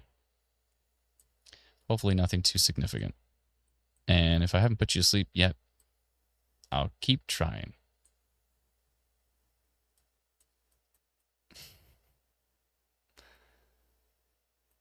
Yeah, look at this. These increased winds now near Memphis, Michigan. 120.6 kilometers an hour on radar.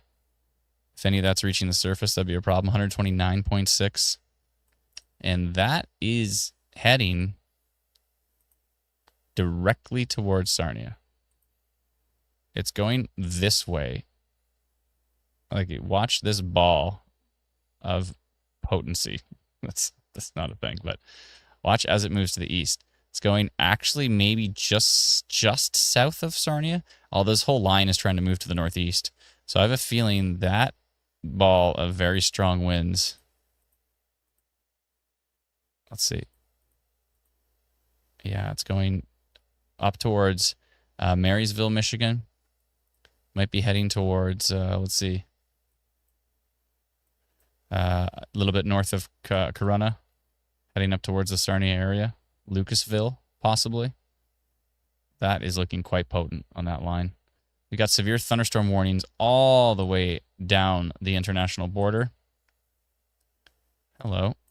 What's happening with that line?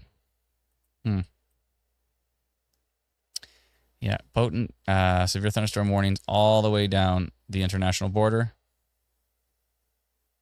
Let's see here. I'm going to check the severe thunderstorm warning just west of Sarnia from the U.S. and see what it says. Not to mention the tornado watch. That is right up to the international border as well. Severe thunderstorm warning. Let's see what it says here. 60-mile-per-hour wind gusts are possible.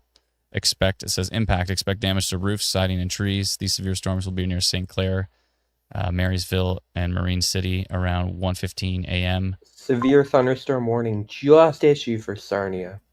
That makes perfect sense. Let's go take a look at those details.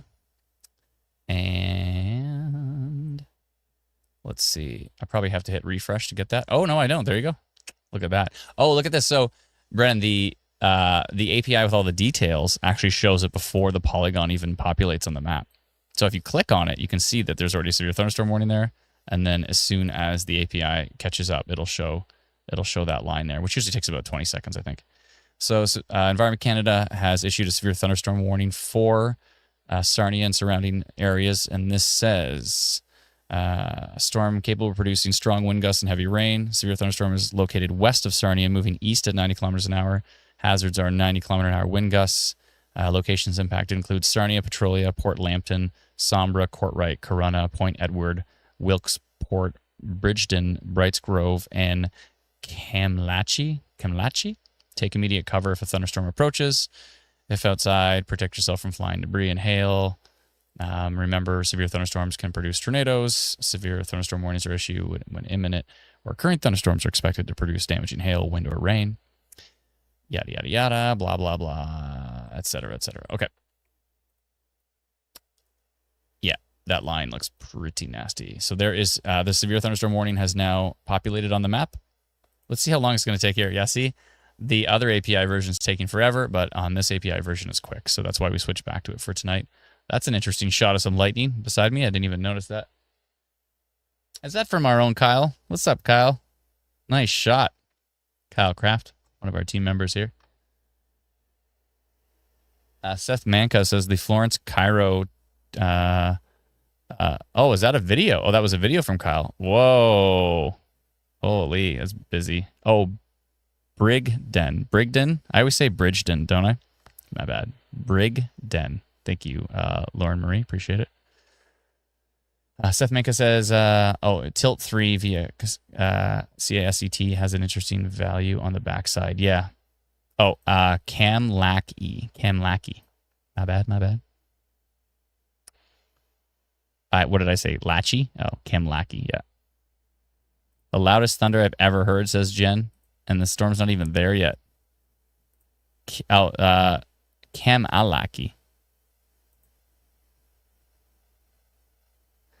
Nightburn, you've asked this about 3 times. I think I mentioned it. It's like a week, maybe. A week or 2. And you're good to go. So it's almost done. It's in the app already. We just have it blocked.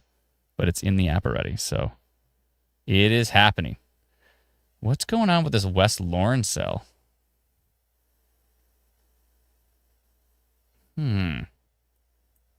Oh, that what's that cell at now? 7% severe risk on the Cairo cell.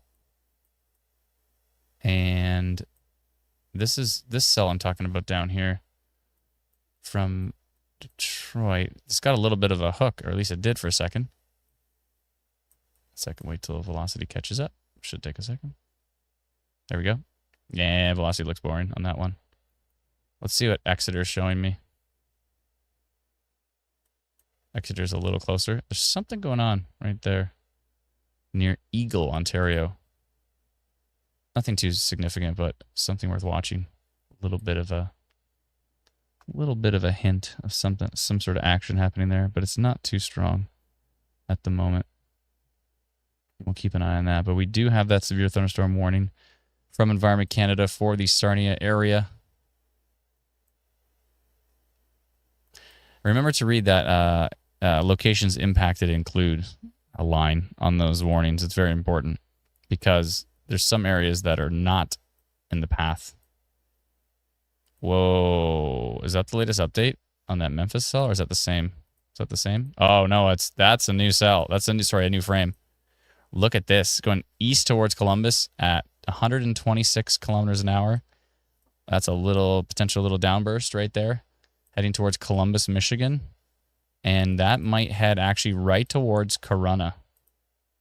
It looks like it's heading towards Marysville and Corunna at the moment. Maybe Lucasville as well. It might miss Sarnia just to the south unless it decides to turn to the north. But that little microburst, downburst signature looking quite nasty on that cell, heading right towards Corunna, south of Sarnia. Abby says, should I be scared from Sarnia? We've said for the last 12 years, don't be scared, be prepared. So I wouldn't be scared. You are so far ahead of, if you're actually watching this live stream, or you pay attention to our posts on social media, or you pay attention to our app, you are so far ahead of folks that just they don't care. Just like, storms aren't that bad here. So if you're actually paying attention, you are miles ahead. You're miles more prepared. So you should give yourself a round of applause. Be proud of yourself. Give yourself a pat in the back for actually caring, which gives you the opportunity to, if things do get really nasty, gives you the opportunity to get to the most interior room, to get to the lowest level of the house. We've always talked about, and I brought this up a million times, but some people say you should get into a bathtub. And then what always concerns me is I just envision people saying, where do you go? Oh, you go to a bathtub. So they go upstairs to a bathtub. If you have a bathtub in the basement and it's like the most interior room, great. You want to get in the bathtub? Just don't turn the water on, because water can, if like lightning hits in water, it's not a good thing. Don't have a shower during a lightning storm. Anyways, but if you want to get in the bathtub, it's in the basement, it's in the most interior room, fine. But do not go upstairs. Go to the lowest level, not upstairs, lowest level. If that's the situation, look at that update. Corunna, highway that's in Corunna right now, 151.2 kilometers an hour. This is actually increasing in strength. Going through Columbus right now, Michigan. Yeah, it looks pretty nasty heading through Columbus, Michigan right now, right towards Corunna. It looks like it's going due east, but it's actually growing in size. Do you notice this? Like, it's tiny. Look at it here near Memphis. Look at the little really, really bright part of this here. So it's this tiny little thing near Memphis, Michigan. Then it gets bigger on the next frame. And now it gets even bigger. So if you are in Corunna, could be a factor of it moving further away from the radar. Maybe, but that quickly, that many frames and that fast, I don't know. It's possible. Might be blowing out more. Maybe. That could be the case, but I would just say if you are in Corunna or deep southern Sarnia, mainly Corunna though, Marysville, Michigan. If you're near Marysville, Michigan, if you're across the water from Marysville, Michigan, or in Corunna area, I would say that storm is problematic. That's problematic. It's looking pretty grumpy. Could be a little downburst signature. It is not very happy at all. So I'm a bit concerned with that storm. Looks like we do have some wind damage reported near 1-inch branches broken down, and this is near St. Clair shores of the storm that is moving east. It's just about to cross the international border, just northeast of Windsor. And then we have that storm moving into Windsor as well, too, which does look not very happy as well. Natasha says, I don't have a bathtub or a basement or an interior room with no windows.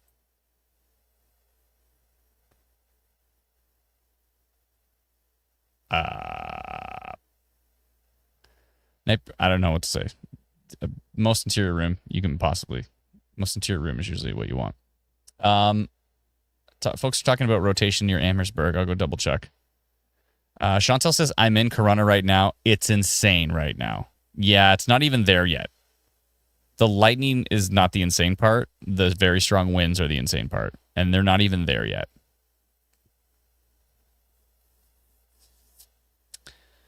Isaac says, Courtright, the lightning is wild. Yeah, the lightning is pretty wild. Emma says, can Chatham sleep or should we still be worried? I would probably stay awake. I mean, it's going to wake you up if you fall asleep. Still continuing to strengthen, heading towards Corunna. Severe thunderstorm warning for Windsor now. Hey, there we go. Let's go take a look at the details on that. I want to see this here. 9% tornado risk on that cell that's heading into Essex County. Due east, straight into Essex County. I'd love to have the TDTW radar right now, but it is down. I'm going to click on it, even though it's down. I can't help myself. Someone said the Cleveland radar is showing rotation. Oh, yeah. Okay. Yeah, from the Cleveland radar. Look at this cell. This cell coming in Essex County looks pretty wild. Let's see what it looks like again from Detroit. There's something going on down here with it. It's a bit messy. I don't see there's not like a very defined hook here, but wind risk and maybe some isolated rotation in there is potentially a problem. Let's see what Environment Canada is saying. They are saying, yada, yada, yada. Severe thunderstorm is located west of Windsor, moving east at 80 kilometers an hour. It's moving east at 80 kilometers an hour. That's pretty quick. 90 kilometer an hour wind gusts are possible. Windsor, Amherstburg, Tecumseh, Bell River, LaSalle, McGregor, Colchester, Harrow, Maidstone, Essex, and Cotton. Take immediate cover if a thunderstorm approaches. Yada, yada, yada. Blah, blah, blah. Same old, same old. Yeah, that is a pretty nasty storm moving in from the west. So Essex County is going to see this beast of a storm, and and Sarnia area. So Windsor and Essex County is going to see that storm. Sarnia and Corunna, specifically Corunna, is going to see this potent looking. Let's see how that looks now from Exeter.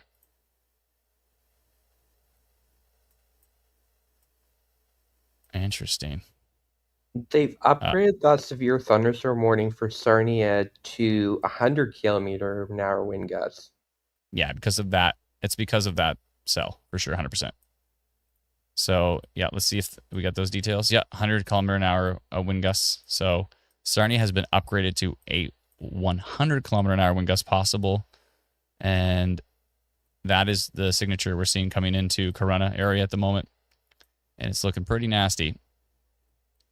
I don't like the look of it. So, yeah, actually, and look at these winds now coming into Sarnia. Don't look good either. 108 kilometers an hour. I really don't like the look of the signature coming into Corunna. Moortown area. It might actually be heading a bit more towards Moortown, the strongest part of it. St. Clair, Moortown. That's St. Clair, Michigan. If you're east of St. Clair, Michigan, so Courtright, let's see here, Payne, Moore Center, Seckerton, Kimball, Ladysmith, and St. Clair, Ontario. Maybe Hawthorne as well, too, because there's this little pocket down here that's moving to the... Why are these moving towards each other? Look at this weird... So you see this here, and then you see this down here. This is moving to the northeast. This is moving to the east. Are they going to cancel each other out, or are they going to make each other worse? I'm not sure. But that's the concern, because usually when you see something like that, that can cause rotation. It potentially can, yeah. We'll see what it does. It looks like those two parts of the storm are about to cull. Oh, this has just upgraded too. 6% tornado risk, 29% total severe risk, and 29% severe wind risk. Heading east towards Corunna, St. Clair, Payne, Moortown, but very specifically Courtright. Courtright looks like it's right in it. Moortown, Courtright, Payne, Corunna, Moore Center, Kimball. And looks like it's going to be pretty strong into Sarnia as well, too. This whole line looks really strong. So that whole area just got upgraded to 100 kilometer an hour wind gusts are possible. What's going on down here? These sneaky little storms down here, southwest of St. Thomas. They're trying to mess with me.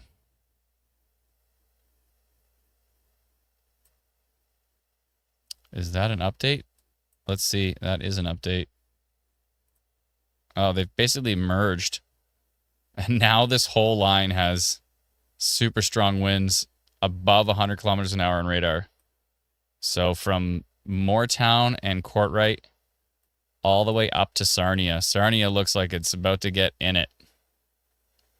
Yeah, Sarnia looks like it's going to get in it. Wind is getting crazy in St. Clair, says Isaac. Thank you very much. Appreciate it. That doesn't look good.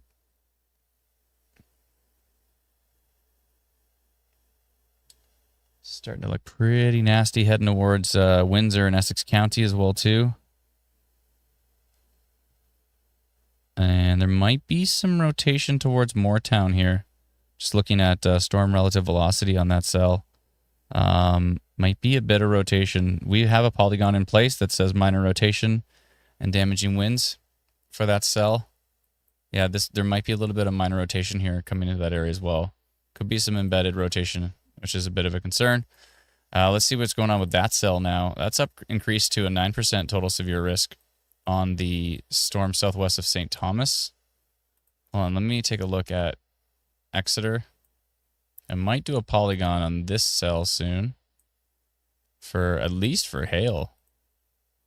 9% severe hail risk on that cell. That seems to be increasing, and they're about to merge into one storm and head right toward London. So we'll keep an eye on that. I don't like what's happening from Exeter. Look at these storms near Sarnia. They're talking about some embedded rotation there as well, too. They can kind of see it from a distance. There's a couple of pockets of embedded rotation. If you look at it from Cleveland, it looks wild. Let's see. Especially the Windsor and Essex County storm looks wild, too. Jeez. And I bet you this one looks wild. Yeah. Yeah, that's really, really high up in the storm. But yeah, there is some upper level rotation, and that may be transferring closer to the surface. I don't like what I'm seeing near St. Clair. St. Clair, Michigan, just east of St. Clair, Michigan. So Moortown area. So that would also be Courtright region, I believe. Yeah, that storm looks pretty grumpy, and the winds are going to be pretty strong into Sarnia as well, too. That whole area looks pretty grumpy at the moment. And some strong winds possible on that Dutton-Dunwich storm that's heading up towards London. I'm going to do severe thunderstorm potential on that cell. I really don't like what's happening moving into Essex County at the moment. What are we at here? 4% tornado risk, 22% total severe risk, 13% severe wind risk on that cell. If only we had the airport radar, it'd really give us a good look at that, but we don't. We do not, but that's okay. We've got other radars to look at. Going to be pretty darn windy in Essex County. Amherstburg, LaSalle, Windsor. It's going to be pretty darn windy, but I think it's going to be even windier. Oh, my goodness, now. Courtright looks bananas right now from the latest Detroit update. 122.4 kilometers an hour going through Courtright at the moment. Courtright looks bananas. Yeah, it looks bananas. Tesha says tornado risk for Sarnia. I think really strong wind risk. It's hard to say if there's going to be a tornado risk there. I think, and Miranda's on our team. She's actually in Sarnia, and she says really bad here right now. Really high winds in Sarnia. Yeah, I think if there is going to be some tornado development there, it's not entirely out of the question. I really don't like what I'm seeing here. Near Courtright looks absolutely bananas at the moment. Yeah, Janine says, Jenny, Jeanne. I can't pronounce anything right now, so I'm not even going to try. I'm not even going to try. Courtright is howling, she says. Captain says sunny in LaSalle right now. No, it's not. It's not sunny anywhere. Unless you mean the lightning. Please stop. Just Gene. Oh, that's way easier. Gene. Thank you, Gene. Appreciate it. Sorry. Confused me with the NNE. I really don't like what I'm seeing down near Corunna. There is some embedded rotation down there, but really, really strong winds. Main risk here is really, really strong winds, but there is a little bit of embedded rotation with that Courtright cell. Yeah, let me look at that. Yeah, I really don't like the look of that. Just really strong winds, potentially downburst level. Let me take a look at Exeter. See, Exeter's got some interesting signatures for sure. This little pocket of what may be some rotation. There is that as well, too, near Kimball, Michigan, from the Exeter radar. So, yeah, embedded rotation is not out of the question here. The main risk is going to be damaging winds and some hail, but I can't rule anything out with this line. This line is nasty. Still a tornado watch right up to the international border. And still Environment Canada with a severe thunderstorm watch that mentions isolated tornadoes are possible. So it's not entirely out of the question. We've had nocturnal tornadoes before. They're quite rare for our area. But not so much for areas just west and just south of us. Isaac says, Courtright is getting really loud, and I believe he meant windy. Please pray. Yeah, I'm sure it's bananas. It looks pretty bananas. Some hail in Corona. Thank you very much, Mel. Appreciate that. Sarah says she's praying for you in Courtright. It looks really strong. Chantel says, I've never seen a storm this bad in Corona before. It's so scary. Thank you, Chantel. Be safe, please. Tina says, kind of nuts in Sarnia right now. Miranda from our team says, we're awake. All the construction stuff on our balcony blowing around. Oh, boy. Corona has hail, says Ken. Thank you so much. It's raining sideways in Sarnia, says Matthew. Crazy is Sarnia right now. Thank you, Tesha. Appreciate it. Absolutely insane lightning in Windsor right now. Every half second, says Quinn. Thank you. Frequent lightning in the distance in London. Thank you. A. Hill says, great. I thought St. Thomas was going to be okay. I mean, you might still be fine. Tesha says, should I get my kids to the basement in Sarnia? I mean, you do what you think you need to. From what I could tell, it's going to be very strong winds. There might be some wind damage. I would, I don't know if the kids are on the main floor or they're on the upper levels. I would say it's pretty strong wind risk. Whoa, that really increased. That's increasing. And as Brandon said, it might be because it's getting a bit further from the radar, but that's quite a jump. Southern Sarnia looks pretty intense here. 109, 108 kilometers an hour possible. I'm going to go take a look at something here in the background. Give me a sec.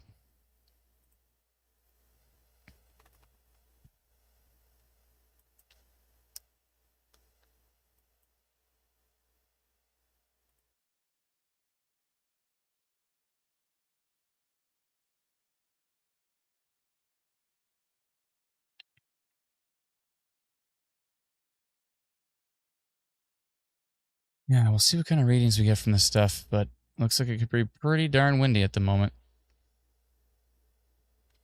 Let me see here. Yeah, radar looks pretty bananas. Hopefully some of this is elevated and maybe not interact with the surface as much, but Environment Canada's got a damaging wind risk up to 100 kilometer an hour with these storms. 118 kilometer an hour on radar now for the Kimball area.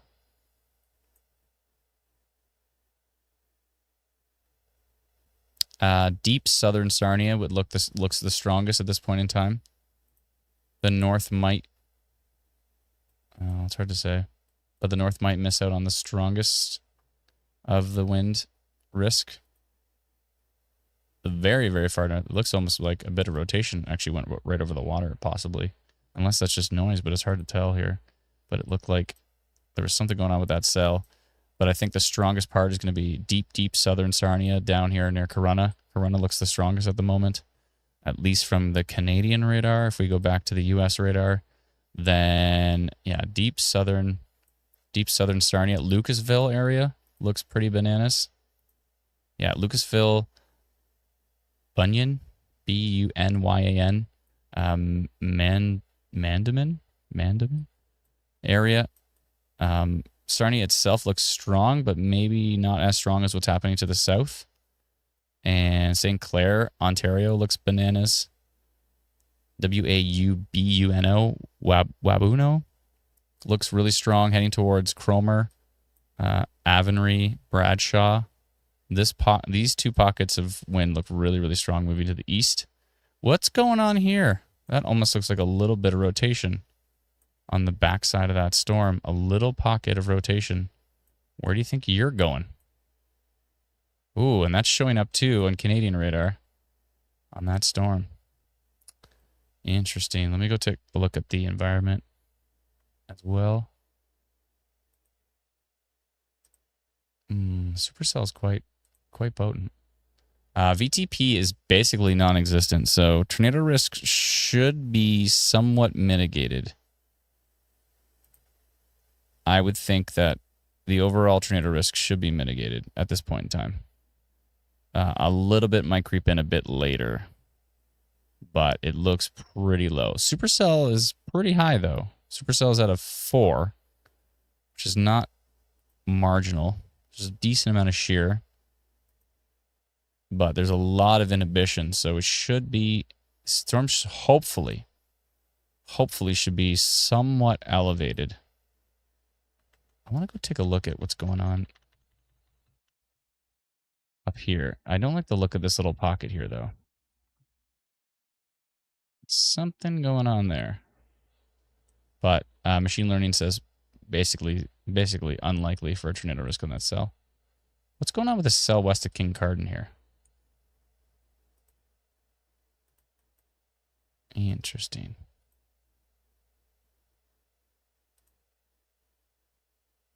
Got to keep an eye on that one. Yeah, it actually had a little bit of rotation over the water.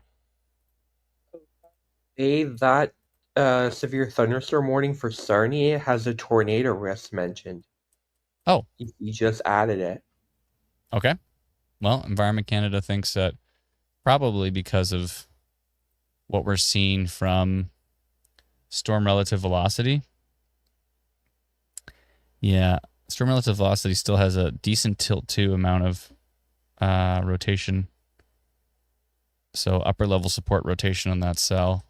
So they actually, Environment Canada has added, not removed, but added a tornado risk to a tornado is also possible on that Sarnia cell.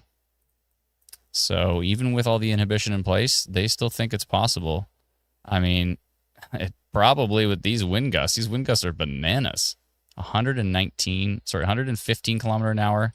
Now this is on radar, so it could be weaker at the surface.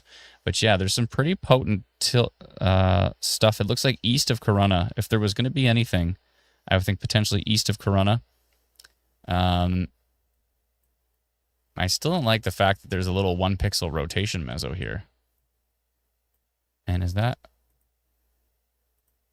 Yeah, I don't like the fact that there's a tiny little weak little meso.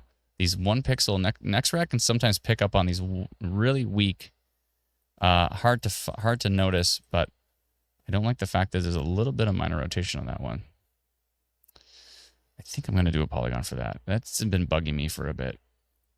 I'm going to do a little polygon on that cell. That's the cell that's heading up towards London at the moment. Something about it I don't like. And I don't like that little pixel rotation. It's kind of bugging me.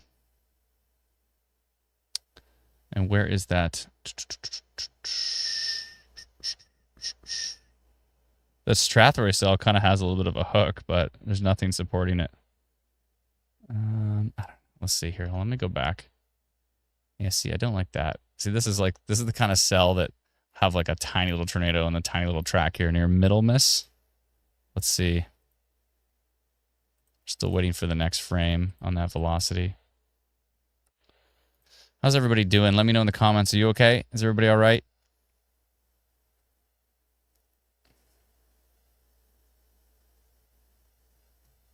The wind is crazy, says Buzzin' the Boss. It's creepily still. Look at that video. Wow. I just chopped a chunk of skin out of my finger here. One sec. My nail just dug into, literally made me bleed. Ouch. Where's that from? Oh, that's Amherstburg. Always storming recycling nights. Yeah. Should go take a look at Windsor, Essex County as well. See what's going on there.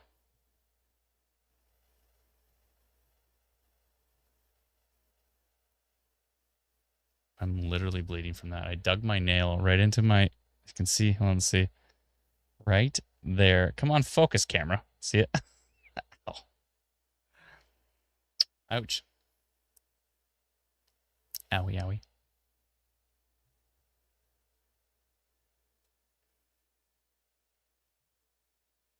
Yeah, I'll put a piece of Kleenex on and maybe it'll stop bleeding. Okay. Yeah, it looks like that little hint of a rotation went away on the next frame, so that's good for that. I do want to do severe thunderstorm potential on this cell, though. Oh, I think it looks even stronger from Canadian radar now. I don't like the look of that. That's it. That's it. Where is this exactly? Oh, there's so many windows I have to tab over a million times. Right near Melbourne. Oh, Middle Miss, tracking northeast. I don't like the look of that. Yeah, that's getting a polygon. That's enough. I've seen enough. Okay, so where's Middle Miss? miss right near Melbourne. Where the heck? All right, right near Melbourne. Actually, I do want to do that whole line, though, because I think it has a little bit of severe thunderstorm potential on the whole line and heading up towards London.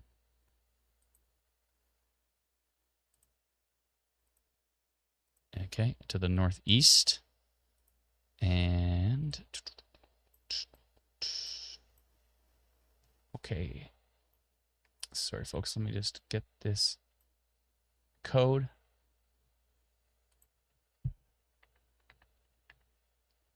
So I can log into our system. Okay.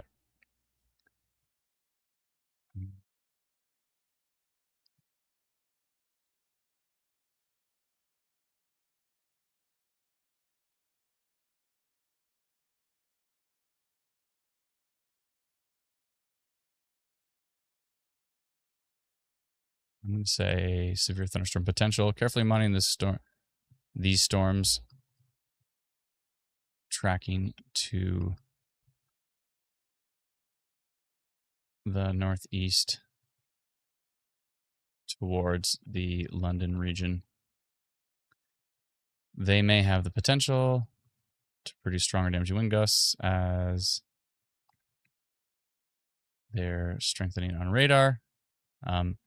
There is some minor rotation as well near Middlemiss, tracking to the northeast, and an isolated tornado cannot be ruled out.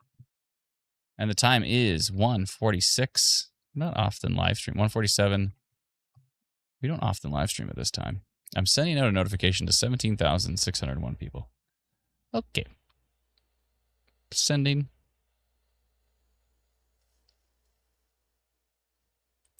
I'm going to change the headline. The severe thunderstorm potential and minor rotation. And that looks good. And did I say Middlemiss? Is that right? Middlemiss. Okay. Dante, please, not with these comments.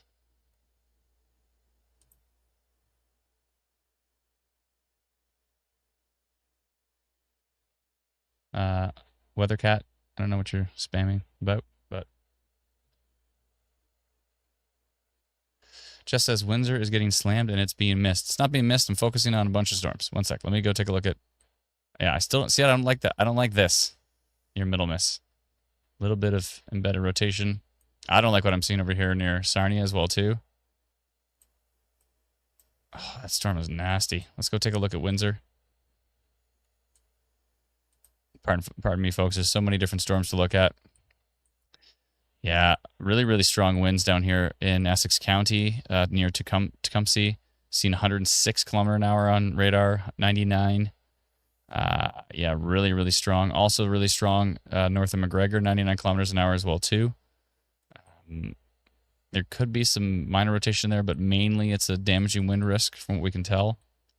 I do not like the look of this. Near Cromer, it still looks wild, 122 kilometers an hour on radar. This pocket right here looks by far the most potent in the area. There's also this here near Osborne. This whole line that went through the Sarnia area and the St. Clair area is looking quite nasty. And this whole line that's going through Essex County looks nasty. Those two lines are pretty brutal. Sorry, I just wanted to notify this storm here heading towards London because it did have a concerning signature on it. It still has a little pocket of rotation. Oh, it may have weakened on the latest frame, so that's good news. Really strong winds on Canadian radar down here near Wyoming. And what else is happening here? Yeah, the whole line is nasty, folks. This is a pretty potent nocturnal storm. You don't see that very often. It does happen, but to this degree, usually, typically, it's like if they're this late in the evening, they start to weaken. We maybe do a radar update or two. We say the storms, should be weakening. We'll keep an eye on them. We watch on radar, but These are coming in pretty nasty, even at this late hour. I'm sure our notification isn't the only thing waking these folks up. I'm sure they're getting woken up by all the thunder and lightning and the heavy rain and the heavy winds. And in some cases, we've heard reports of hail. Let's take a look from Cleveland. Yeah, it looks really strong from Cleveland. Very strong winds possible in Essex County. And again, very strong winds possible. Whoa.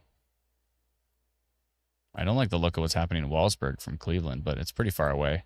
I'd say that the Detroit radar would be a better look at what we're dealing with here. If not, yeah, some interesting signatures coming off of that storm near Sable.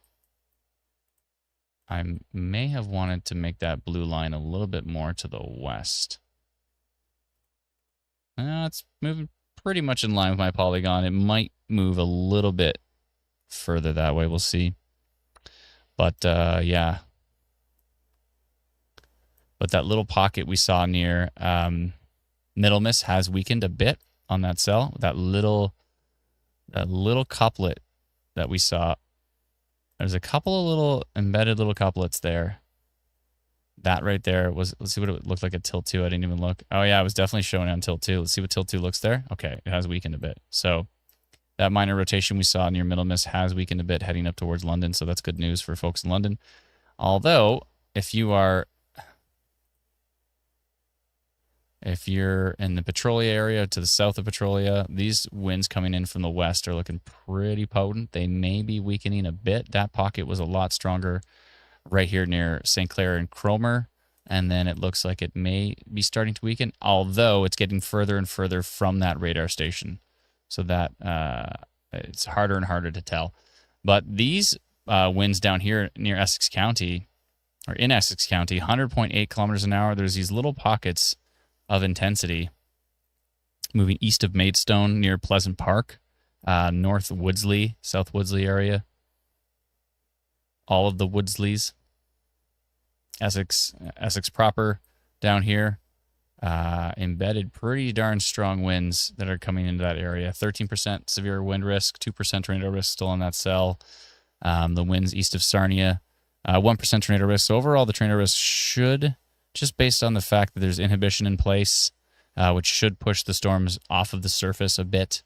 I would think that overall, we're getting closer to the point of a tornado risk being unlikely for these areas. Mainly a damaging wind risk. It can't be entirely ruled out. There's stuff like that makes me interested when I look down here. This little pocket northeast of Harrow. Little things like that are interesting. Oh, we might be getting a new radar update here. Thankfully, the U.S. radars update a lot, which is helpful. Anne says, I wonder why London hasn't got any warnings. I'm not sure. That's up to Environment Canada. Stacy says tornado risk for Windsor. I don't think so at this point.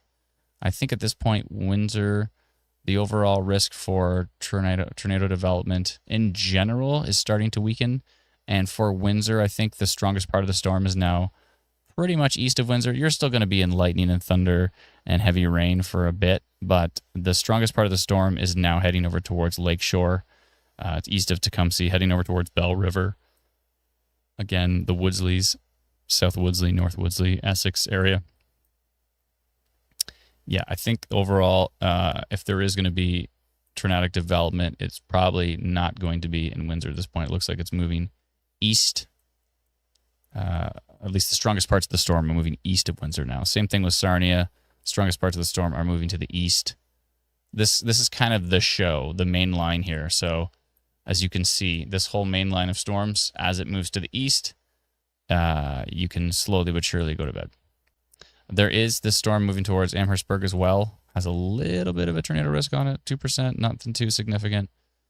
We're keeping an eye on that. The little pocket here near Essex has my attention. Interrogation Files coming in with a very nice super chat. Thank you so much. It says, thank you for the coverage. You're very welcome. It's our pleasure. A lot of people are wondering why there's no notifications for their area. And from Environment Canada, I mean, we've sent out notifications, so we have our own custom notification system as well. So if you don't have our free app, you may want to download it. You can get it for free at instantweatherapp.com.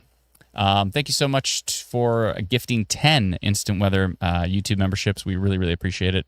Thank you to all those folks on Facebook who are posting on our Facebook group, Ontario Storm Reports. That group has exploded. It's 510,000 people now. So 500,000 people in that group sharing what they're experiencing in real time. It is, and to me, I think it's like the quintessential place to see and share your storm reports with the community with very limited friction. Busy tonight too.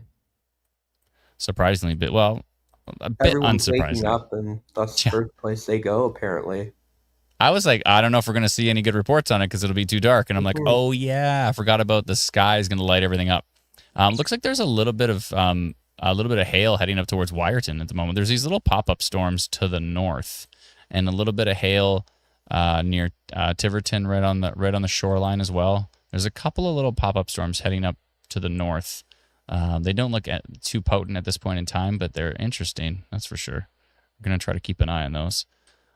Storm moving into London. We did severe thunderstorm potential and some minor rotation, but thankfully it looks like what we saw from the minor rotation has weakened.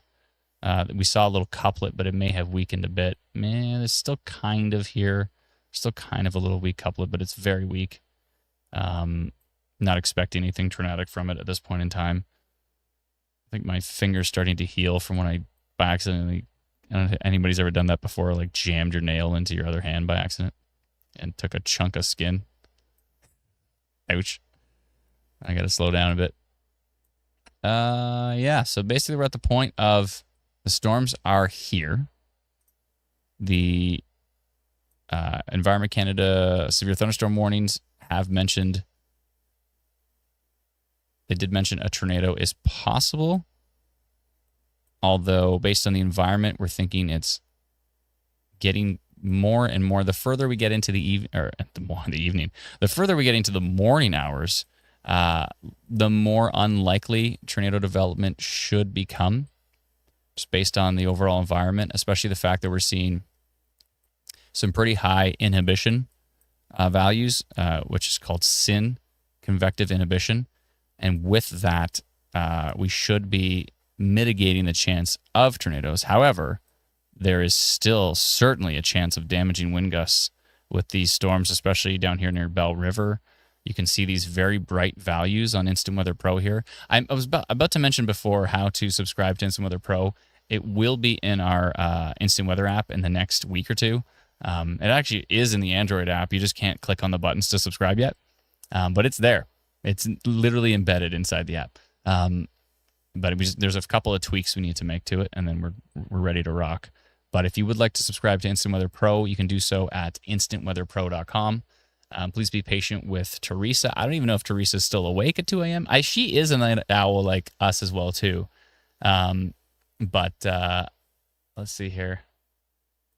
Oh, I did see that. I see couple of areas lurking in the chat, so I think is she lurking? Up. Oh, okay, she's up. Cool. Thanks for staying up, Teresa. I appreciate that. If you do subscribe to Instant Weather Pro, then she'll send you the instructions via email. If she doesn't get them tonight, then she'll send them out tomorrow as well. So please be patient with that, as she has to still send them out by hand. But we are so very close to having that completely automated. And that means the second you, especially once it's in the app, I mean, the second you subscribe, you'll have access to it. And so if you subscribe in the app, you'll get access to the website version, and vice versa. If you subscribe to the website version, you'll have access to the app version as well, too. So we're going to, all of that automation is very close to being done, and that will make life so much easier for Teresa, which is great, because she's been sending out instructions for Instant Weather Pro for 2 years now, I think. We've had it out for about 2 years now. And if you don't know what Instant Weather Pro is, it's our Pro Radar suite that we actually built for the Northern Tornadoes Project out of Western University for them to track tornadoes and hail across the country. And but they asked us to build it for them, and we're like, we wanted to build it anyways for us. So we needed it for us. They needed it for them. We kind of built it in collaboration with Dr. David Sills and his team there. And then, but then the cool thing was they weren't like, okay, now you can only have it for us, or like, and you can go ahead and launch it to the whole community. So we've done that as well too. So it's been very exciting. Let me see if I can show you the big version of it. There you go. So that's actually the big version of it here, where you can see all the features at the bottom. Thank you, Brennan, for going full screen. We have a really cool thing where you can swipe back and forth, so you can see rain, and then you can see wind, rain, wind.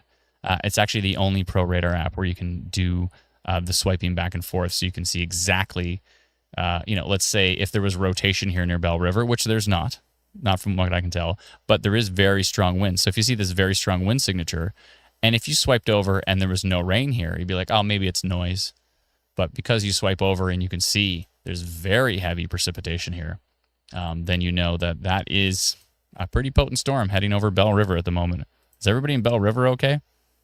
Colleen's asking about Chatham-Kent, and I'm sure Patricia on our team is also asking about that as well. Let's see here.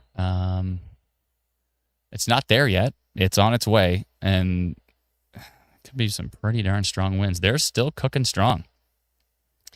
Amazing Person 3409 in our comments was saying the echo tops were dying down, so we were hoping that the winds would actually die down on these storms, but the value's coming back. I mean, that's one frame over from the U.S. radar here, 115, 117 kilometers an hour showing from U.S. radar. Oh, boy. So still some very strong wind potential here for... It looks like that pocket is actually heading east towards Stony Point, Fletcher, Chatham-Kent areas. And let's see what's going on for London here. We have to switch over now to Exeter radar for that area.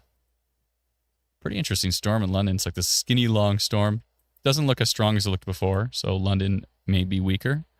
This storm actually is... Zoom in. Oh, I knew it. I didn't, but I do. Brennan always gives me a hard time for not zooming in. There we go. Now you can see city names much better. This storm near Bourne. By the way, if you're having a hard time seeing city names and everything on our live stream, instead of watching it on your tiny little phone, even if you have like the big phone, it's still tiny.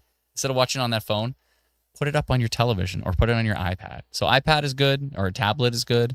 If you put it on your TV, just go, if you can search for YouTube on your TV, if you have like Rogers or Bell, I think you just press the little microphone button and say like YouTube instant weather, and we'll pop up. You can put us on the TV, and then you can have your phone to like text friends or family, to check radar on your own, to read details about alerts. You have your phone or your tablet to do that, but put us up on the TV. It's so much easier. It's so much easier.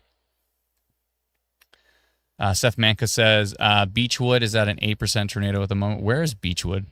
Oh, it's that cell right here. Okay, I was just about to click on it. Oh, wow, 8% tornado risk on that cell. Interesting.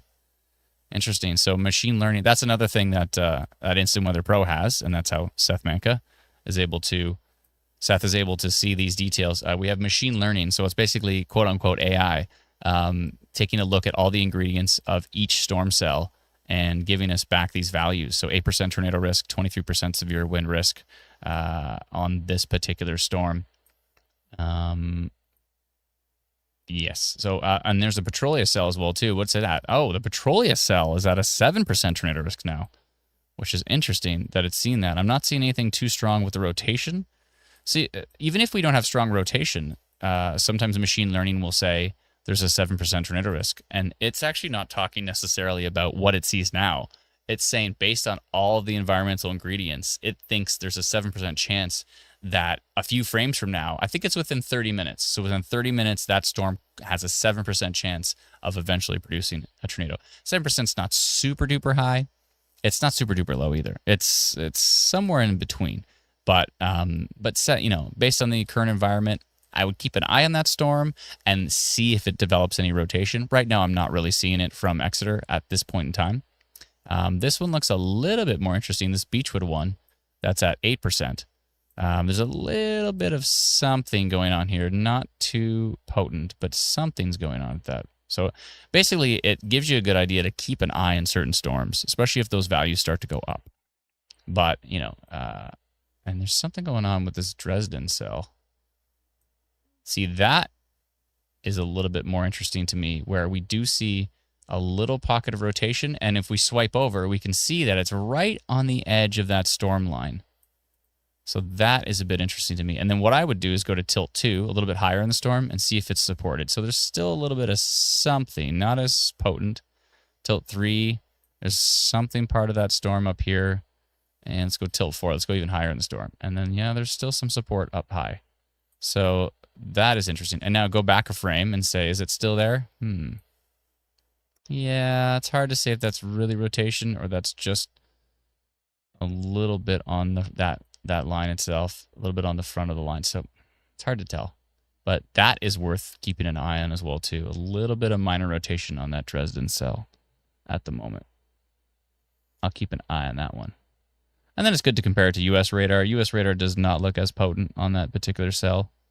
So probably just has to do with the angle it's approaching the radar. But something we've got to keep an eye on that particular cell. Keep an eye on this one and that one as well, too. So we'll be up for a little bit longer. We want to definitely keep an eye on these strong winds there. Whoa. That is kicking it up a notch. What's going on here? That's interesting. And for folks that are like, do you have a tutorial of how to read radar? I always say, just watch our live stream, because that's literally what I do the entire time, is talk about each radar feature I see.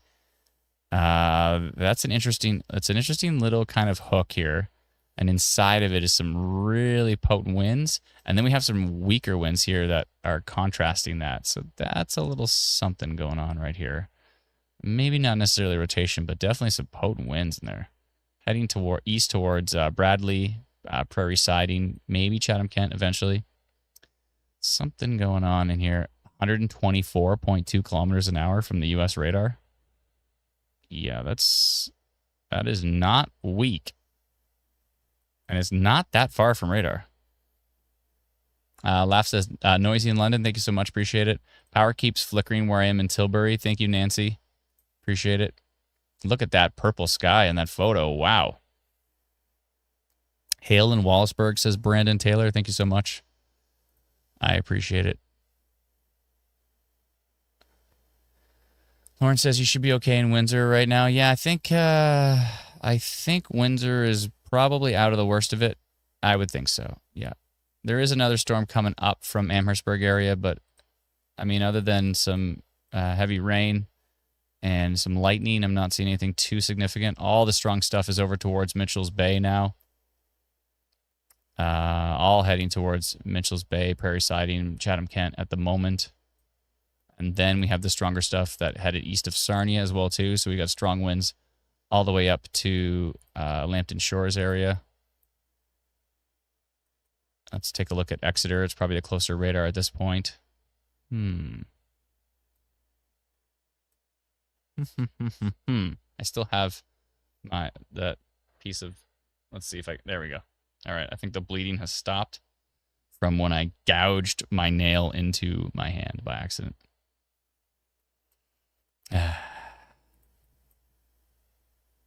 Keeping an eye on that Thamesville cell.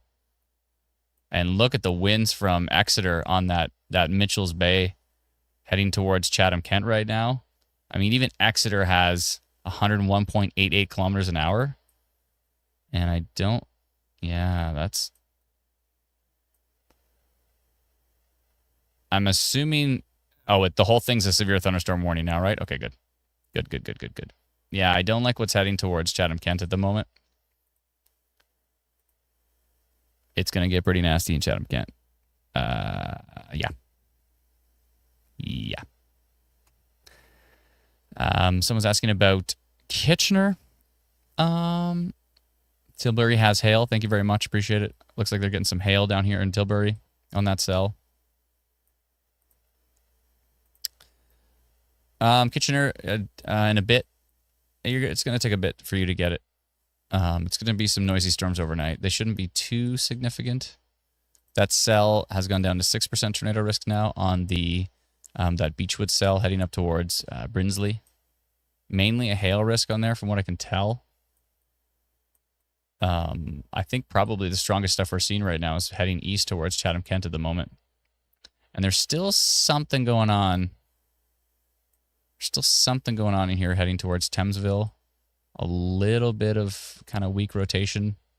Let's go to tilt 2 and see what's happening here. Oh, man. Yeah, that Mitchell's Bay towards Chatham-Kent pocket. The strongest part of it, let's go actually down to tilt 1. That'll give us a better idea. The strongest part of it might just miss Chatham-Kent to the north, but I don't know. Yeah, I don't know. It could potentially hit that area. Bears Line, Chatham-Kent, Eberts, Northwood, McKay's Corners. And there's some really strong winds down here as well, too, near Bradley, Prairie Siding, Payne Court Roads. And then we've heard about hail down in Tilbury as well. Yeah, this whole pocket right here is the strongest at the moment, is that particular line. Strongest we're seeing in the region at the moment is all here. Only 2% tornado risk on that cell, 3% there, and on the one down here, 3%. Yeah, mainly severe wind risk. An isolated tornado can't be entirely ruled out, but it's mainly a wind risk at this point in time. Joey says, should I take the kids to the basement in Chatham? I don't know. That's always a really tricky one, right? In the middle of the night. I mean, if they're upstairs, you know, what I always end up doing with my little guy is like, if something like this is coming towards me, I'm like, you know, it might be worth, because they're typically gonna get woken up anyways. So I usually try to get them down to maybe the main floor, maybe not necessarily the basement, but maybe the main floor. I don't like when I have really strong winds heading towards my just from a personal experience. When I have really strong winds heading towards my area, you know, I don't want a tree like coming through the roof kind of thing, right? So for those particular, especially, it depends. Do you have trees all around? Is there a possibility of a tree falling on your house? Then you might, if there's like a big tree and it's near your house, and in this case, it's on the west side, would be leaning east towards your house. I try to take all those factors in. We had a big tree that was west of us that we took down a couple of years ago, and I'm glad we did, because it was like leaning towards the house already from a bunch of different windstorms. And I'm glad we took it down, because I bet you that ice storm, ice storm brought down a bunch of cedars. It brought down huge limbs of a maple in our neighbor's yard right behind our yard. And so if we didn't take down that big tree, I bet you that thing would have fell right on the house as well. So that's gone. So it all depends. It depends on your circumstance. Is there trees that can fall towards your place? Are the kids sleeping upstairs in a bedroom that happens to be facing that tree that's facing your house? Are there big, strong winds coming towards your area? These are the things you have to kind of factor in. So it's kind of unique for everybody's situation. I don't necessarily think, you know, it's hard to say that basement is the situation here. Like if I was really convinced that this was a big violent tornado, then I would say basement for sure. Do I think this is? It's hard to tell. This is more of a, oh boy, 110 kilometer an hour winds. Some embedded rotation here near Thamesville and Northwood. This is still the strongest signature we're seeing here, heading in towards the Chatham-Kent area, especially northeastern Chatham-Kent. Yeah, you got to take those things into consideration, right? Is there a big tree? Are the kids upstairs sleeping? They're going to be woken up anyways by the storm, probably, unless they're like super deep sleepers. I also think about lightning. You know, sometimes lightning can hit a house. That's pretty rare. Typically it hits big trees, but sometimes it can hit a big tree and a big tree limb can come down from a big lightning strike. So these are the things we think of. It's all circumstantial to your situation. If there's no trees near the house, what are the chances of like a limb being tossed from very far away? Typically pretty low, unless it was a tornado situation. This almost looks like it could be a little bit of rotation here near Alvinston. A little hint of something going on there. These little embedded pockets. this thing though. Let's look at that from the Detroit radar, because I think Detroit radar is actually closer to Chatham-Kent than and actually, so it's interesting. Detroit radar shows the strongest winds are actually more in southern. Actually going to move into southern Chatham-Kent. Basically that whole area. Prairie siding. This is pretty far from radar, but 122.4 kilometers still showing up. And that's not just like in a weird spot, like when you swipe back and forth between. So that's wind, and this is rain. Wind, rain. And when you look at this, sorry about that fast zooming there. I mean, those the really strong wind and the really strong rain are lining up together. So you take all that. If you have all that wind, that's one thing. But you take all that wind and you add precipitation to it. You're giving it some meat. You know, you're giving it something to push. And so I find that, you know, if you have really strong winds, that's one thing. We have really strong winds and you add a lot of precipitation to it. You add really heavy rain plus those strong winds, then I find that has a better chance sometimes of making its way to the surface and blowing things over. Yeah. Anyways. So, I don't know. I don't have the answer for everything, folks. I'm just the radar guy. That's what I'm doing. But I try my best to, you know, give my personal. Everybody's got their own situation. You know, we have a safe word at home, which I ripped off from The Simpsons. But we have a safe word which we use called we say cinnamon. And now my family literally phones me up or texts me and says, "Is it cinnamon time?" And cinnamon is just the easy way of saying it's time to go to the basement. That's our word, cinnamon. So if we have to go to the main level, I say it's almost cinnamon time. But if we have to get to the basement, then I'm like, cinnamon. And as soon as I say cinnamon, everybody in the family knows it's time. Get the dogs, get everybody down to the basement. We're going to go hang out in the basement for a while. So when I drop the word cinnamon, then it's time. This looks like some pretty strong ones here near Mooresville Drive, 90.72. That has actually increased. What's it at now? 9% severe wind risk on that cell. It's actually getting closer to radar and stronger. So there is some potential for pretty strong winds near South Huron at the moment. I got Chatham from Cleveland area. Okay. Sometimes Cleveland can get an interesting view. And where's this cell going? Hold on, I want to take a peek at this one. There's a little cell that's actually going to head potentially towards Peely. Actually, maybe towards Leamington. That's coming up from the south. That looks still pretty potent. So there might still be more chance for Essex County with that cell. But I'll take a look at Chatham. Oh boy. Yeah, there might be some upper level rotation. Yeah, interesting. And down here too. It's just a pretty dynamic storm. So I think the upper levels are going to have twisting and turning and rotation in them. But the real question is that going to reach the surface? And from what we can tell from the closer radars, we're not seeing. We're still seeing that signature, which is a really interesting signature. It's really strong winds for sure. Chatham-Kent's going to be pretty strong. Yeah. So there's that. Alexa says, coming into Chatham, hopefully I didn't make everybody's like Alexa thing go off. Sorry. Coming into Chatham, hard wind whipping around and changing directions.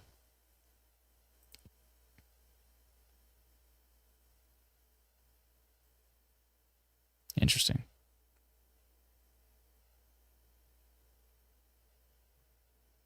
Jessica reminded me I wanted to keep an eye on. Oh, hello.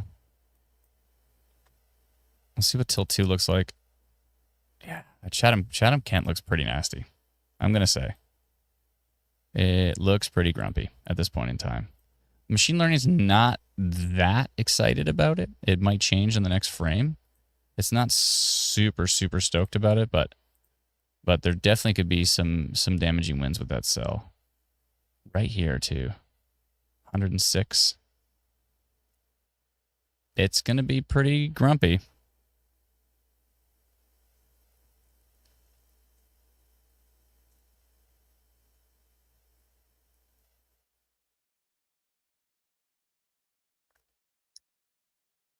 Yeah, let's everybody take a deep breath, please. I'm looking through the comments and people are getting pretty worried. Power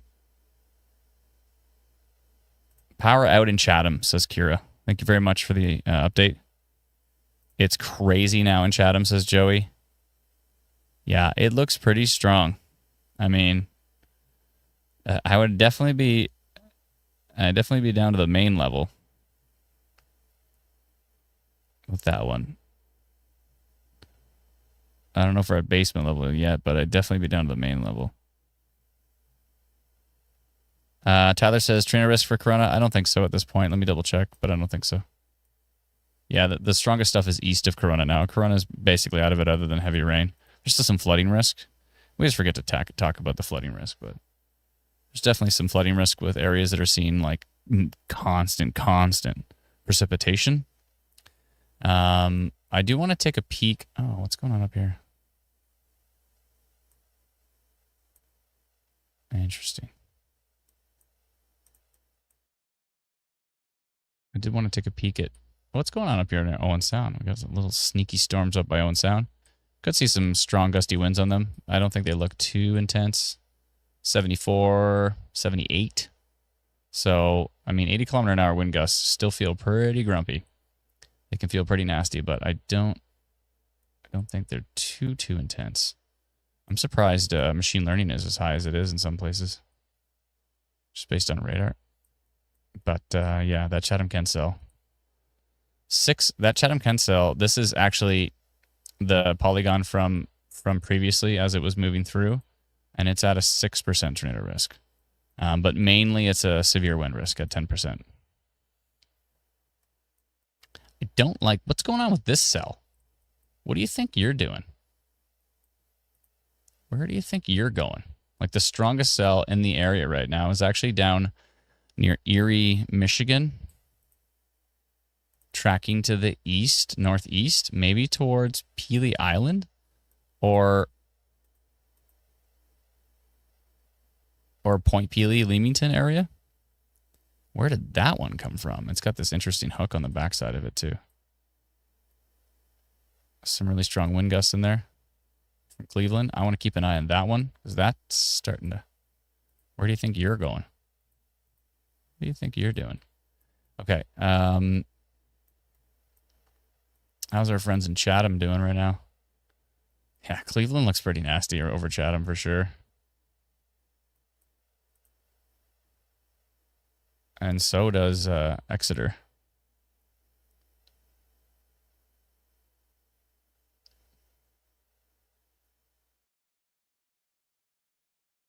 Michael says lightning is always a severe situation. For sure. I agree. Lightning can always be severe. But to clarify, the threshold for severe thunderstorm warnings doesn't include lightning. Because if every single lightning storm, every single thunderstorm had a severe thunderstorm warning, then you wouldn't know which ones have damaging wind gusts or which have severe hail or which have flooding risk. So from Environment Canada, the threshold is only based on those factors, or in rare cases, a tornado. Those factors, not necessarily if there is lightning. So the nice thing about lightning is it kind of has its own alerting system, which is called thunder. So you always get a heads up. Natasha says, not great. LOL. It's freaking bad. Yeah.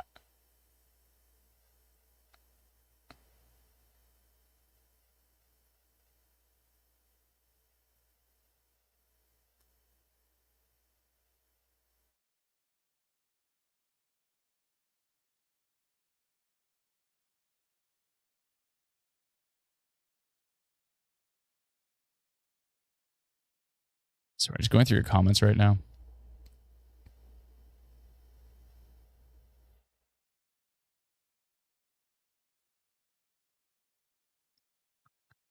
Classic Lit says, It's incredibly windy. Feels like a tornado here in Exeter. Thank you very much for those details. I'm keeping a close eye on radar here. If I see anything that really stands out, I'll let you know. Chatham area looks pretty grumpy. Brennan, is there any, what's the power outage numbers? Have you taken a peek at that by any chance? Yeah, I was looking at it, and there's really nothing in southwestern Ontario. There's a few outages like in far eastern Ontario, like east of Ottawa, but I don't think that's weather related. No, they did say there was power outages in Chatham. Is Patricia's power on? It's not showing up yet. Okay.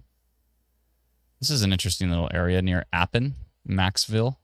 There's an interesting little pocket of kind of minor rotation, but and it's right on the edge of that storm, but it's nothing too significant from what I can tell.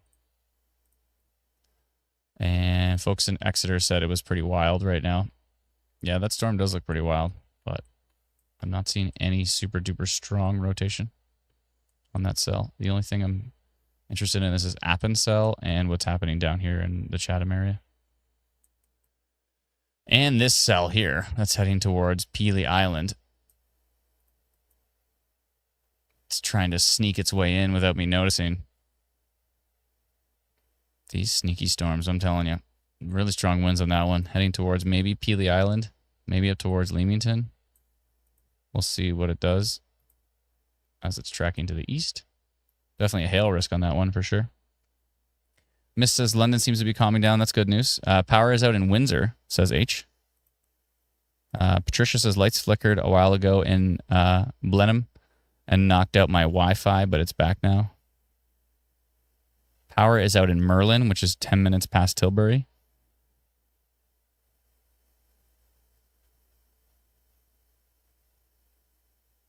The Antigras map shows reported out in Merlin and Erio might not have had a chance to update yet. Yeah, Brennan, you're probably looking at that like Canada-wide, North America-wide map. Yeah, and it doesn't have like every community. I literally think they update by hand. Hydro One in that. Yeah, I know, but I think they literally update by hand. I think they check all the little ones, but I think they update by hand. So I think there's someone going around and like refreshing those different pages. I don't think they automate it. I think they literally do it by hand. So yeah, it's like you'd have to see power out in North Buxton, Chatham, Kent. It's because Chatham isn't covered by Hydro One. I don't know what local power company they have. And that power edge site only has like Hydro One. Mm-hmm. Cars of London says good time for a butter tart. Side note, but the butter tart was invented in Barrie, Ontario. I don't know if everybody knows that or not, but that's like, other than, I think that the two things created in Barrie, Ontario were butter tarts and instant weather. That's right. I'm from Barrie. Although I was born in Sarnia. But I basically lived in Barrie since I was 3.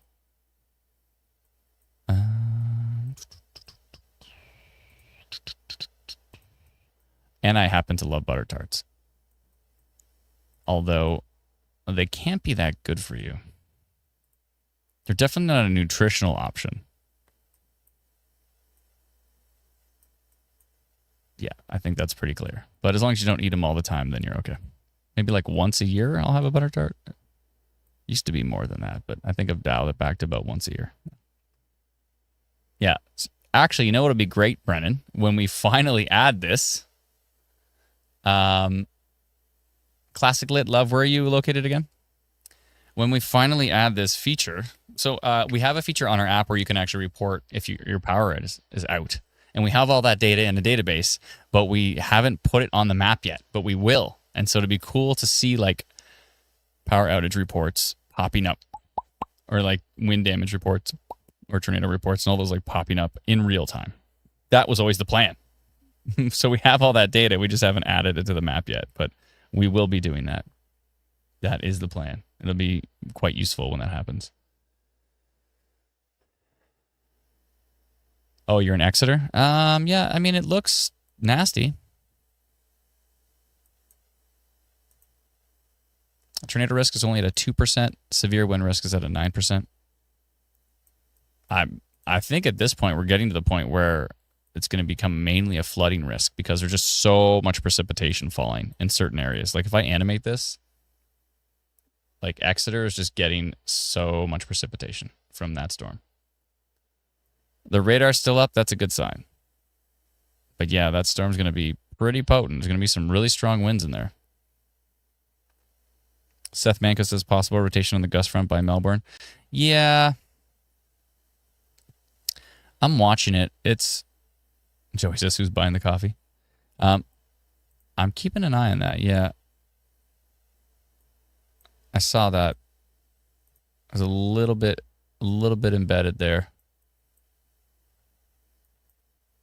Not that excited about it. I think it's interesting, but it's not really jumping out at me. If it tightens up, then maybe. But we'll have to see what the latest scan is saying. It's got to be pretty darn windy in Chatham. Oh, Patricia mentioned that Chatham-Kent is Entegris. And Joey said that in the comments as well, too.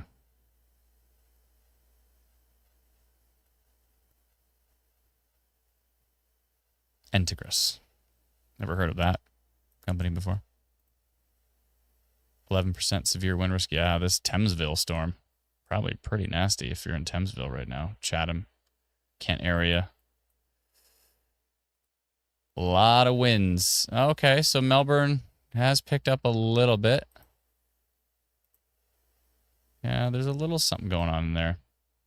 There's definitely a little bit of embedded rotation on this Melbourne storm. Is it Steven or Stephen Turner? Thank you so much. Thanks for the coverage. You're very welcome. Love the icon. Severe thunderstorm warning for London and St. Thomas. Okay. Yeah. They're finally getting it from that line. And Windsor and Sarnia and Warwick have ended. The severe thunderstorm warnings for Windsor. They've ended that one, but I wouldn't be surprised if they crank one back up for that cell that's coming in.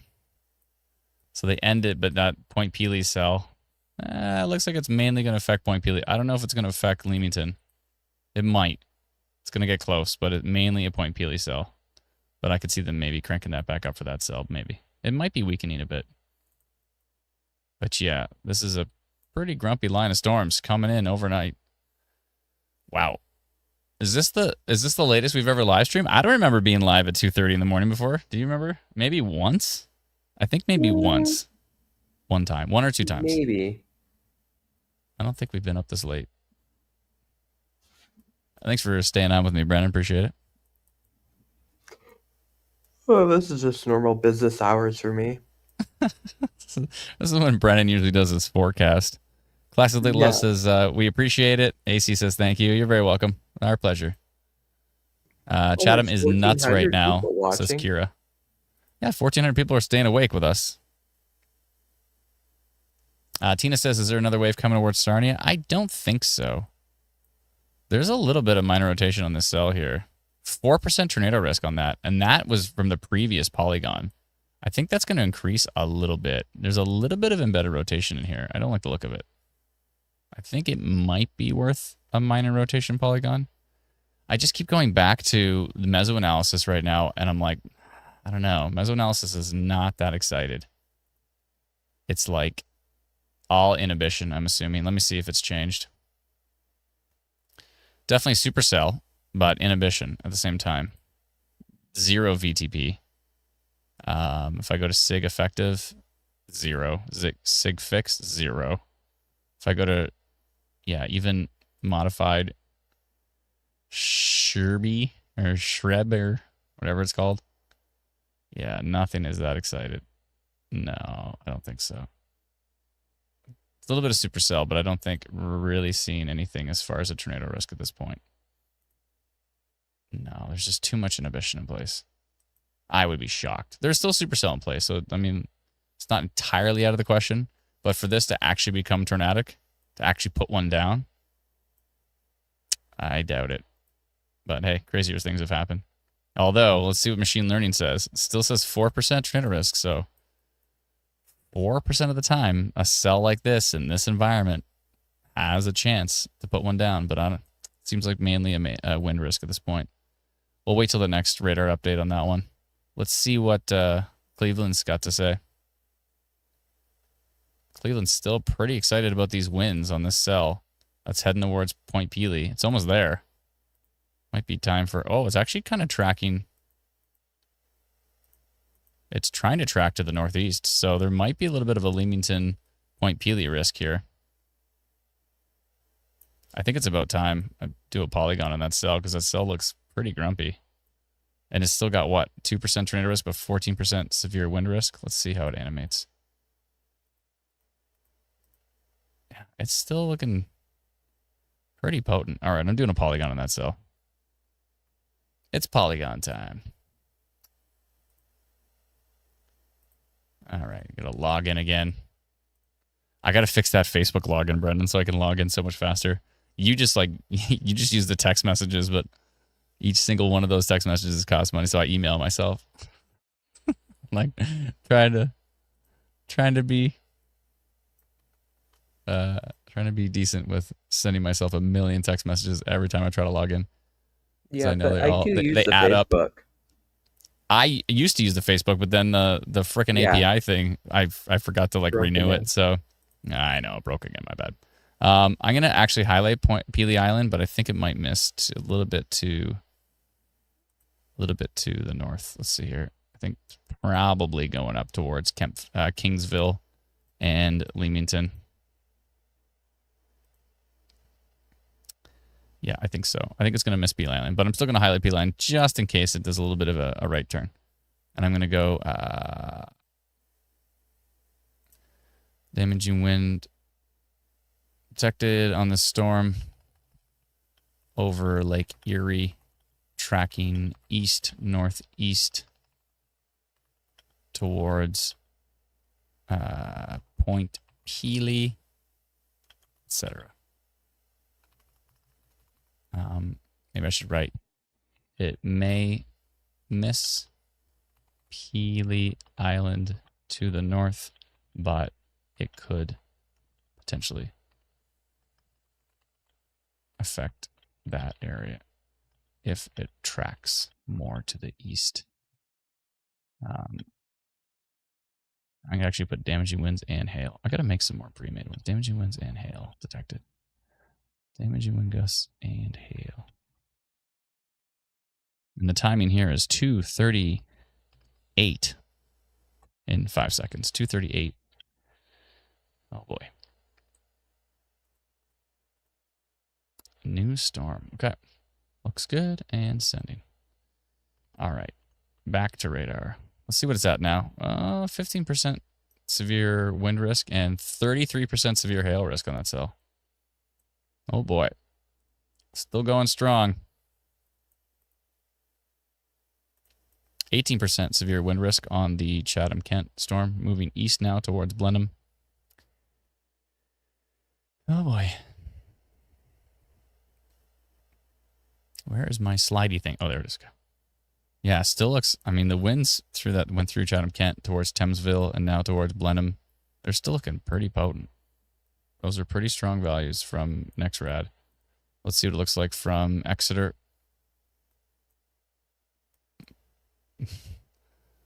I don't want to believe that this has tornado potential, but I keep seeing some interesting values down here. Oh, there's middle miss again. 8% tornado risk now on this cell? Are you serious? I mean, that's a lot of green beside red here, but just the environment just makes me think it's just not going to happen. But again, stranger things have happened. I'm just not that, I don't know. I'll kick myself later if something did happen, but it's just not tight enough. It's very broad. There's not a lot of tilt 2 support. And there's just straight up inhibition. I mean, there's supercell in the area, but there's not. That's an interesting little part of the cell here. The that's also when I don't know if you noticed this, Brennan, but when the storm risk polygons get huge like this, they usually have higher tornado risk. Like when they're like a big part of the line, then the tornado risk on them actually goes up. Never noticed that. Yeah, the bigger they are, like when they're more isolated, I think it's more of a realistic value. But when they get like connected to a giant, I mean, you saw the giant polygon earlier back in Michigan. It was like 45% tornado risk, but it did have like 3 embedded QLC tornadoes in it at that point. So that was pretty realistic. But yeah, for some reason, I've always noticed when they start to really connect to each other, so that 8% went down to 5 on the latest update. Yeah, the more we use that stuff, the more interesting it is to see how it develops. This Thamesville cell, though. Well, crossing our fingers that things will start to... I mean, these storms are not stopping. They're going to move east. They're going to head towards the GTA. They're going to head east towards Niagara. They're going to head east towards, maybe up towards Barrie and Newmarket as well. My zoom in wheel on this mouse is garbage. Seeing a little bit of hail up towards Bogner area. And a little bit of hail kind of northeast of Owen Sound. Nothing too exciting. Little small hailstorms. Still the most potent, up to 6% tornado. 27% severe wind risk on this storm. What's going on back here? Interesting.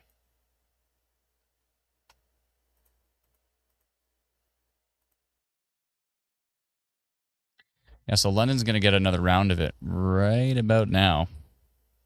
And could see some hail and could see some pretty strong winds. Yeah, London's in for another round here for sure.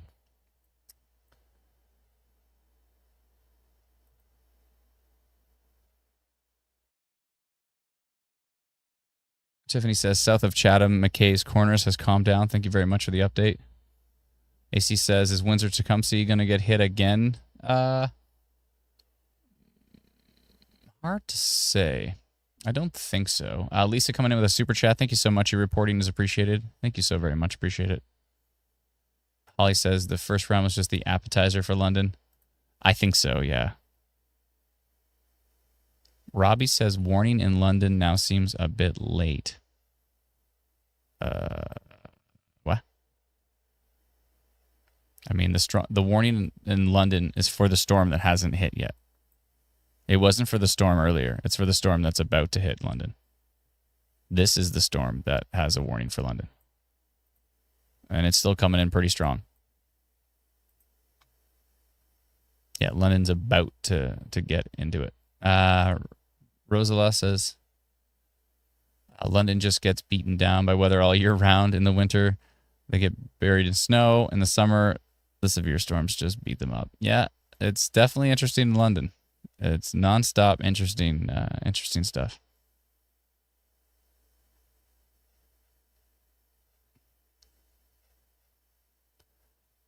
No small talk says, why are your radars the best?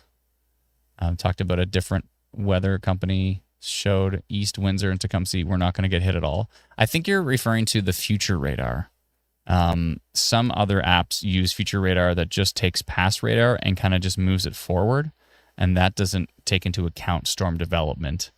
Models do a better job at that. And so we use a future radar that is model based. And so it can see if storms are going to die. It can see if storms are going to develop, if they're going to move west or east or north or south. They're going to change and morph and all that kind of stuff. Models are better at doing that. Whereas just take past radar and move it forward, that actually does work really well in the very short term. So like 20 minutes out, that can work really well. But past that, it starts to fall apart in how effective it is. So there's different methods. Actually, ours uses a hybrid between that. It uses the move it in the direction it's going in the very, very short term, and then it blends it into a model. So the hybrid approach is typically superior to see, especially hours and hours out. So if you do subscribe to the version of our app that has 5 hours of future radar, then you'll have, model data into 5 hours in the future that shows how things could potentially develop and evolve. Rosala says, I hope I'm pronouncing your name right. There are fire trucks like crazy in Windsor. There must be some damage in the south part of the city. Can't see it since I face the northwest and east, but I'm hearing fire trucks every 3 minutes. Oh boy, that's not good. Flora says, yeah, I use 10-minute pass radar to help see what's immediately coming. Yeah, if you look at pass radar, you can kind of extrapolate which way it's going to go. Justin says, Glencoe got hit hard. Calm down a little bit, but looks like we might be getting it again. Get it good again. Let's see here.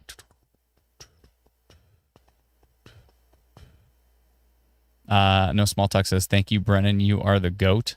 Bah, bah, bah. I don't know. Brennan is the GOAT, but my name's Adam. I'm not Brennan. Brennan is floating in the background somewhere. He just floats around. I'm in the darkness. He floats around in the darkness like a Dementor. It haunts you. He does. He haunts me like a Dementor. Just floats outside. I'm in Azkaban, and he's just a Dementor. Floats outside. Make sure I stay in my cage and live stream. On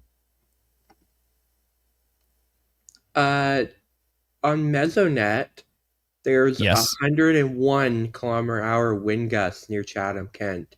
Whoa. Oh, whoa. Let me see if I can bring that up here. 1 second here.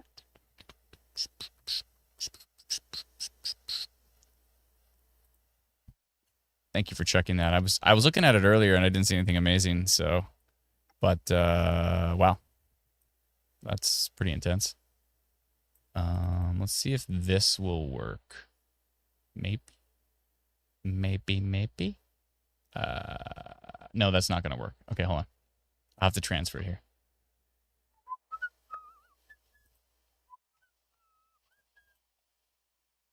It's not going to work. What am I doing? Okay. I should be able to... How can I do this? Oh, I'll switch to your... I'm going to switch to Brennan's forecast. Yay. That'll work. Okay. There we go. Here's Brennan's forecast map while I get the meso data up. I think pretty much 3 and 2 have a chance for severe. I don't know if severe is going to go past into the green. It might. I don't know if it's going to go as far as the GTA. I think it's probably going to go as far as Woodstock and maybe Kitchener and Tillsonburg, but I think it's going to start to weaken as it moves to the east, but that's just a guess. I don't know. I don't know. And sorry, where was that? In Chatham? What the? Oh, okay. Yeah, but I was just about to pull it up. Here, watch. See, I got it now, too. Competing.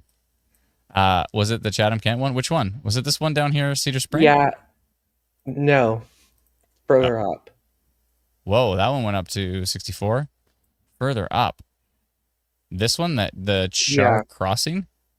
Whoa. It had 101.9 km/h wind gusts. Okay. I think these are surface based. By the way, you know what I found out about these markers? They only show the wind, the general wind speed. They don't show the gust. So, I know. That drives me nuts. So yeah, I'll talk to Colin all about that. Hopefully he can make it somehow so we can see, like, all I want to see is the gust. You know what I mean? So let me see. How come I can't? Why isn't this? Oh, there we go.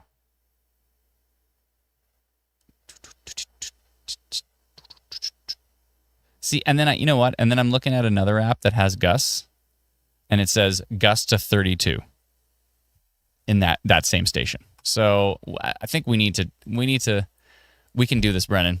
We need to get wind gusts that just show up on Instant Weather Pro. Click right here, see a wind gust that shows up.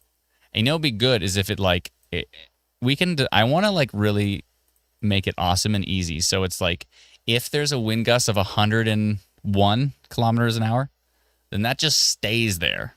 Like, it just takes the maximum wind gusts of a 6-hour window or something, and just stays there. So we have that reading of, right? Maybe not 6 hour, maybe like a 1 hour or a 2 hour, something. But like doesn't just go away. Like when the next gust is 32. So that maybe is what I'm seeing here. The gust went down to 32, so it just goes away. I want to be able to like, oh, I didn't notice that there was 100-kilometer-an-hour wind gusts right there. So it'd be nice for those to stick around for a while. Take the maximum wind gusts, stick around for a while, so that just in case we weren't looking, we can see that. But that would be really valuable to be able to see that in real time, like as soon as that gust is recognized. So now we know that these, I mean, we knew before based on all of your wonderful reports. Seth Manka says 100-kilometer velocity spike at Lawrence Station. Where's the Lawrence Station again?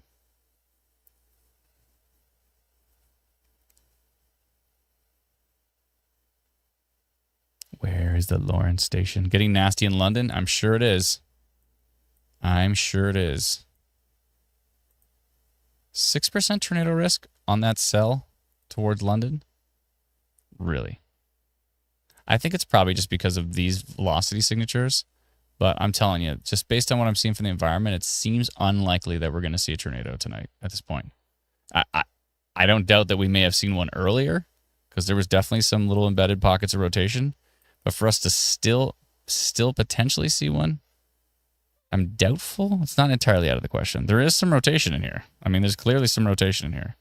It's just so much inhibition makes me think that it's somewhat unlikely. I'll never say zero, but I'll say unlikely. Southwest of London, the 242 frame, it's gone now. Okay, I'll look for it though. Let's go back to Mesonet. Southwest of London. At the Lawrence, what was it? Southwest of London. Was it this station? Oh, what did it go to? No, that's... Nope. This one? Nope. What station? Southwest of London. This 51, no. What station? What was it called again? The Lawrence?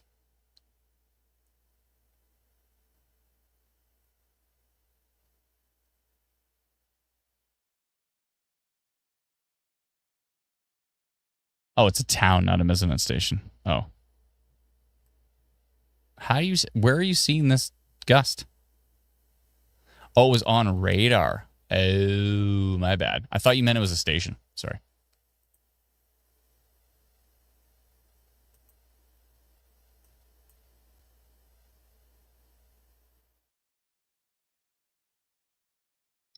I understand now. Very bad in London, says Trent. Yeah, it doesn't look very happy. It looks quite grumpy. There's a little bit of a hook there. And 6% tornado risk? Really? Really? Really, machine learning? You think so? All right. Machine learning, it knows things. It just takes numbers and knows things, so. It's not entirely out of the question, but seems somewhat unlikely. Amy says, London is a mess. Wind is all over the place. Monica says, I'm awake now. Well, that's why we're here.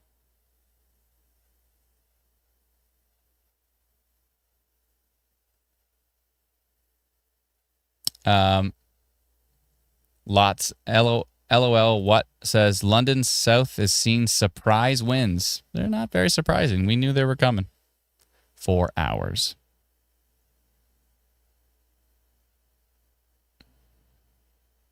The lightning is constant in Leamington now. It's that grumpy storm heading your way. I know. Lost Freedom Mobile Tower in West London. I'm now roaming. Oh, that's not good. Morgan Rose with a super chat. Thank you so much. Getting bad in Melbourne again. Thank you very much. Appreciate it. LOL says, surprise to me, I was working. It's you need to download our free app. Our free app will help with that because we'll let you know when things are going to get nasty.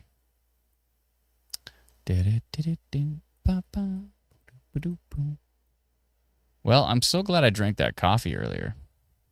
I don't even drink coffee. I only use my secret coffee powers once every few months. Whoa. Look at the values from the values look pretty wild actually from Cleveland. How did they look earlier? I don't even know if I was looking at them. It didn't look very happy near Blenheim and Bridgetown.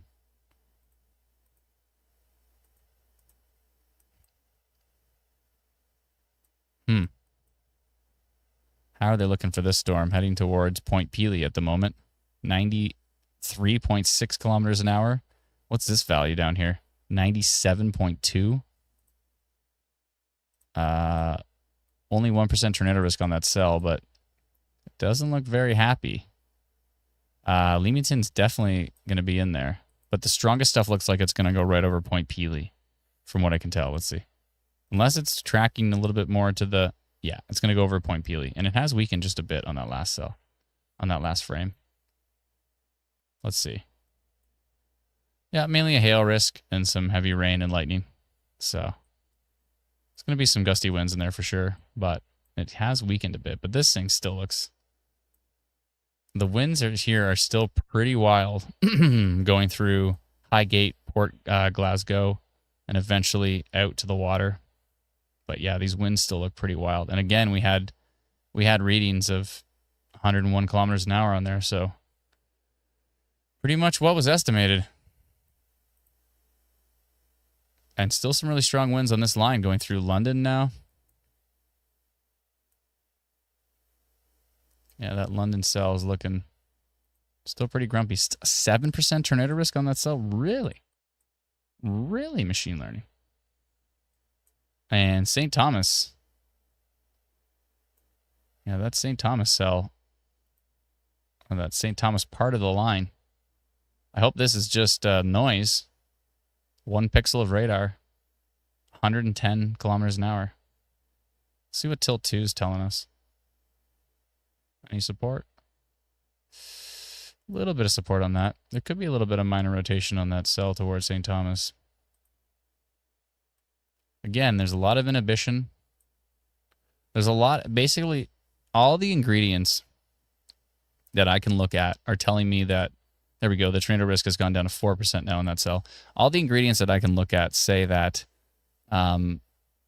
that a tornado is unlikely with these storms because of the inhibition, because it's probably not as surface-based. Although I say not as surface-based, Brennan, but we had 101 kilometer an hour wind gusts, so they're still pretty surface-based. There's still supercell in place. It's just the violent tornado parameter is basically 0. The classic SIGTOR parameter is 0. There's inhibition in place that should mitigate. There's a lot of terms there. There's something in place that should kill any tornado potential, but machine learning is taking not just the environment, but also what we're getting back from the radar.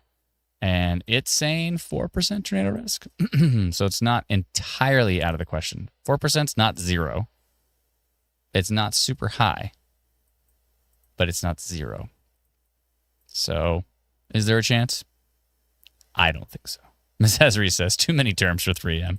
I'm like, the inhibition is mitigating the tornado risk. Let me put that back in English. Tornadoes are unlikely. There, is that better? Tornadoes are unlikely, but unlikely does not mean 0% chance. Unlikely is what I'm going with. But stranger things have happened. I want to write a song called Stranger Things Have Happened. Stranger things have happened. I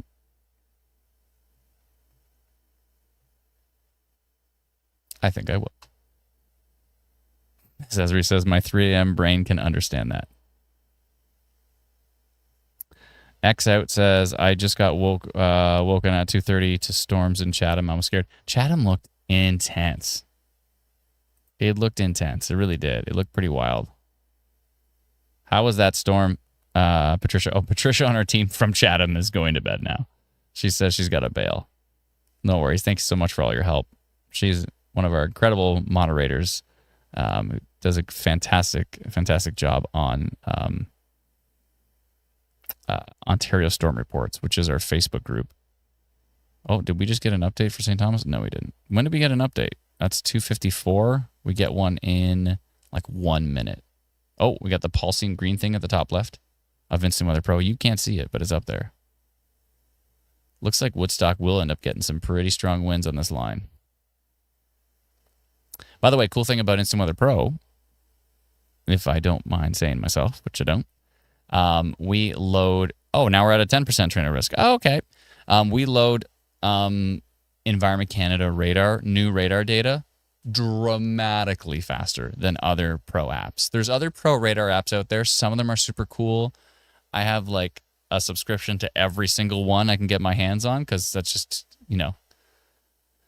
I love technology and I love having all these different apps at my fingertips. But I've noticed we load the latest Environment Canada frame and then I wait like literally 2 minutes. In some cases, 1 minute. In some cases, 45 seconds. But usually, most like the best other pro radar apps I've found are about a minute later.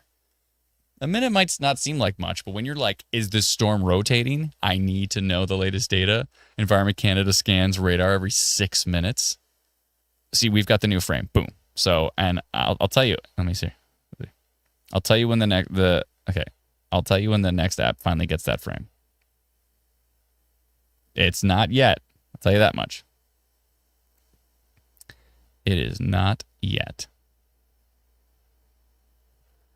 Okay, let's see what we got here. And it went up to 10% tornado risk. But again, like I talked about earlier with Brennan, that polygon is now a big, long line. And now the percentage has gone higher. So there is a little bit of minor rotation in St. Thomas. And there's a little bit of a hook on that cell.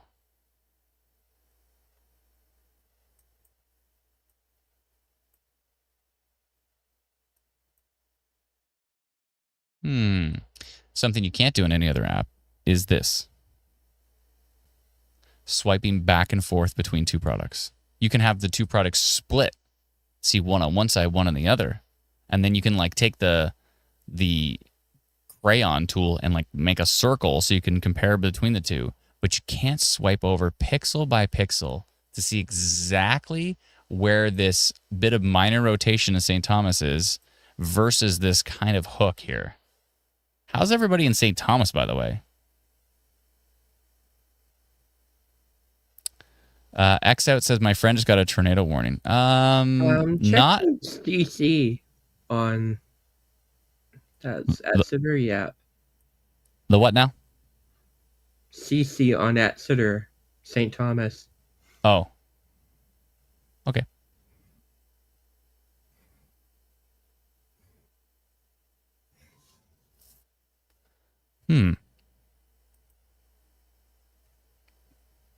Let's see.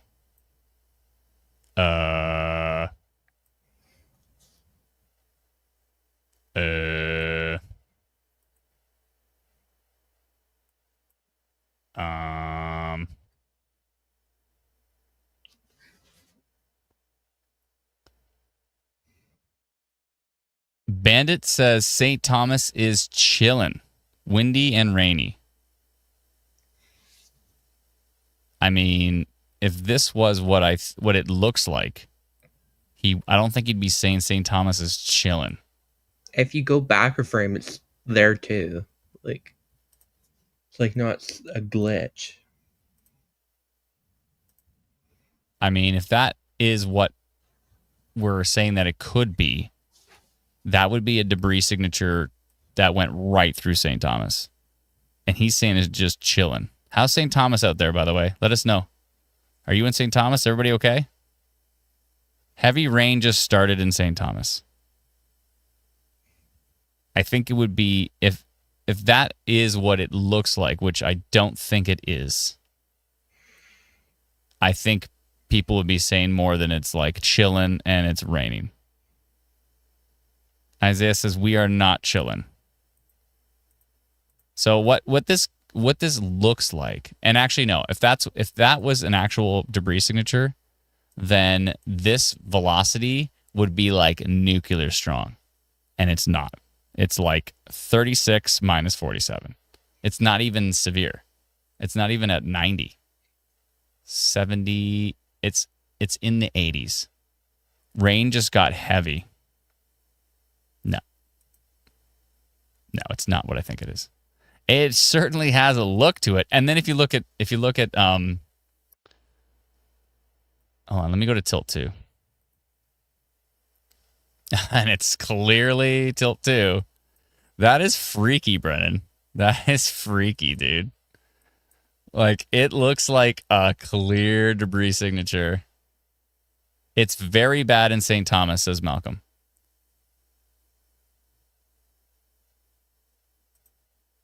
I don't know. Has anybody seen any trees come down in St. Thomas? I don't think so.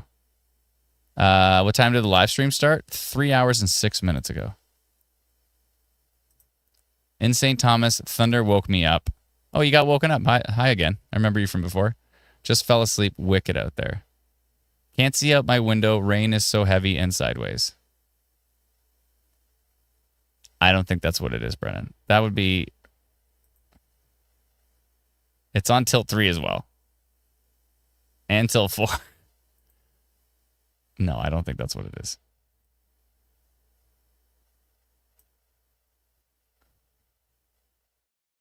By the way, it's inside my polygon. Severe thunderstorm potential and minor rotation. It's inside my polygon. I don't think that's what I think it is. Braden says everything looks normal towards the south of St. Thomas. Malcolm says can't see anything in St. Thomas. Rain is so hard. Next frame looks boring. No, but that is freaky. I'm gonna ask Dr. Sills about that in the morning. Because that, I mean, again, if you saw what this looks like this potentially looks like a debris signature, and this velocity was like bright pink versus bright, whatever the high side of green is. 1 second here. What would it be? If it was bright pink versus like bright blue, almost, yeah. Or like orange versus blue in a couplet right there, then I'd be more concerned. But I don't think so. Was it birds? No. It's definitely from the storm. London Hydro reported outage in Westmount, says Chloe. Thank you very much. Holly says, can you make a post once Dr. Sills gets back to you? I can. I mean, some people might be like, what are you talking about? Because it looks like minor rotation there. It's only 3% tornado risk on it. That was freaky. That was freaky, though. After dark. That was freaky, though. But see, here, the weird thing is like it here. I'm not a big fan of correlation coefficient on Canadian radars. See, and then like see how it merged into the stuff on the edge. Maybe it picked up birds or something. I don't know if it was birds. Tasha says trees are going in circles. Are they actually lifting out of the ground, or is it just the wind blowing them around? Oh, Holly. Okay, Holly, if you're interested, just send us an email, help@instantweather.ca. And when I find out more, I'll let you know. But yeah, I don't think that's a super strong couplet. A. Hill says, Holy, it's wild here in St. Thomas. Thank you for the update. Appreciate it. Anthony says, bro's been talking about that debris for the last 10 minutes. Well, it's interesting. It's in St. Thomas, trees are going in circles. Like, define circles. Are they lifting out of the ground and spinning around in circles? Or do you mean like the leaves are just getting bent in circles? Yeah, that was freaky. We had to chew on that. If this was like year one, would have been like, oh no. But because 17% tornado risk on the London cell? Really? All right, machine learning's potentially losing its marbles. I don't know. Let's see what's happening here. Okay, I'm going back to velocity and reflectivity. Aren't we all at this point? I don't think that was a debris signature. The freaky part was that there was like this bit of a hook, right? So there was a bit of a hook. Mm-hmm. There was a bit of rotation. Not that strong a rotation. Not strong enough to justify a devastating debris signature. I don't think so. That was freaky though. You scared me a bit there, Brennan. Bandit says St. Thomas is going nuts now. Almost no visibility. Thank you very much. Appreciate the update. I mean, there's still some damaging wind risk in that St. Thomas area, but I don't think that was a debris signature. That was freaky though.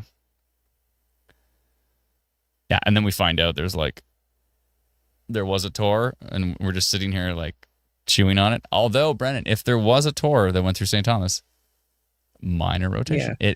It's in my polygon. Covered. It was in my polygon. I left that polygon up from 2 o'clock. And it's in there. Right on the edge. Right on the edge. Yeah, exactly. I don't know why machine learning's so freaked out about this London cell. 17% tornado risk all of a sudden. Weird. I don't know. Maybe it's pulling in from something from NextRad. Like, what's Detroit doing? Maybe not. What's Cleveland doing? Come on, Cleveland. Oh, okay. It's that glitch where it just continues to do that. Oh, there we go. You just have to click it off and click it back on again. Yeah, I know. I brought that up to Dev, and so hopefully they can fix that. Sometimes if you're on Instant Weather Pro, sometimes you click a radar and it just spins forever. All you have to do is click the radar off and then click it back on again, and then it works instantly. So it's this weird thing where it gets hung. It just hangs a bit for some reason. Gets hangry. It just hangs there. Let's see. Yeah, I don't know. I don't know why machine learning is so stoked about that cell. It should update soon and be a lot less excited. Yeah, I don't think that was a debris signature though. That was freaky though. It's like in a hook with rotation, perfectly surrounded by red. That freaked me out. Okay. Jessica says the debris is probably garbage and recycling. That's probably right. That's probably what it was. No, when the debris number, when a correlation coefficient number gets that low into blue, if there was a really, really strong rotation couplet there and there was a perfect hook echo and the environment had like really strong violent tornado parameter and everything was coming together and this was like 5 p.m. and it was just like the perfect supercell and it had that strong of debris signature, that strong of debris signature would signify like roofs being torn off and flying in the air kind of thing. But there's just everything else did not justify something that strong. Sorry, what were you going to say, Brian? Yeah, you usually see that like in Oklahoma. Yeah, you'd see a signature that's well, it doesn't necessarily have to be Oklahoma, but a big supercell, tight couplet, you'd see a debris signature that strong. But yeah, it's just nothing to me justified it. It's just what a test it was, though. It was just like everything came together, and I'm like, I don't know. Bandit said, just posted to the Facebook group about what's going on in St. Thomas. Thanks so much. Appreciate it.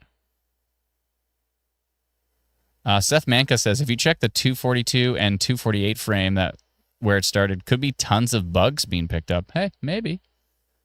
Maybe you could have a bug NATO. Jewel says St. Thomas is nuts so right now.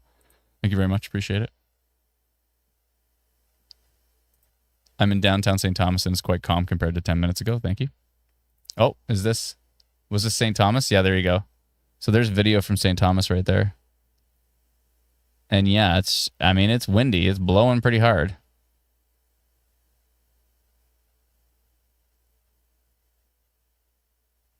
I mean, you take all that rain and take all that wind and blow it around, it's going to feel pretty intense. So thank you, Aaron Berger, for that update. Appreciate it.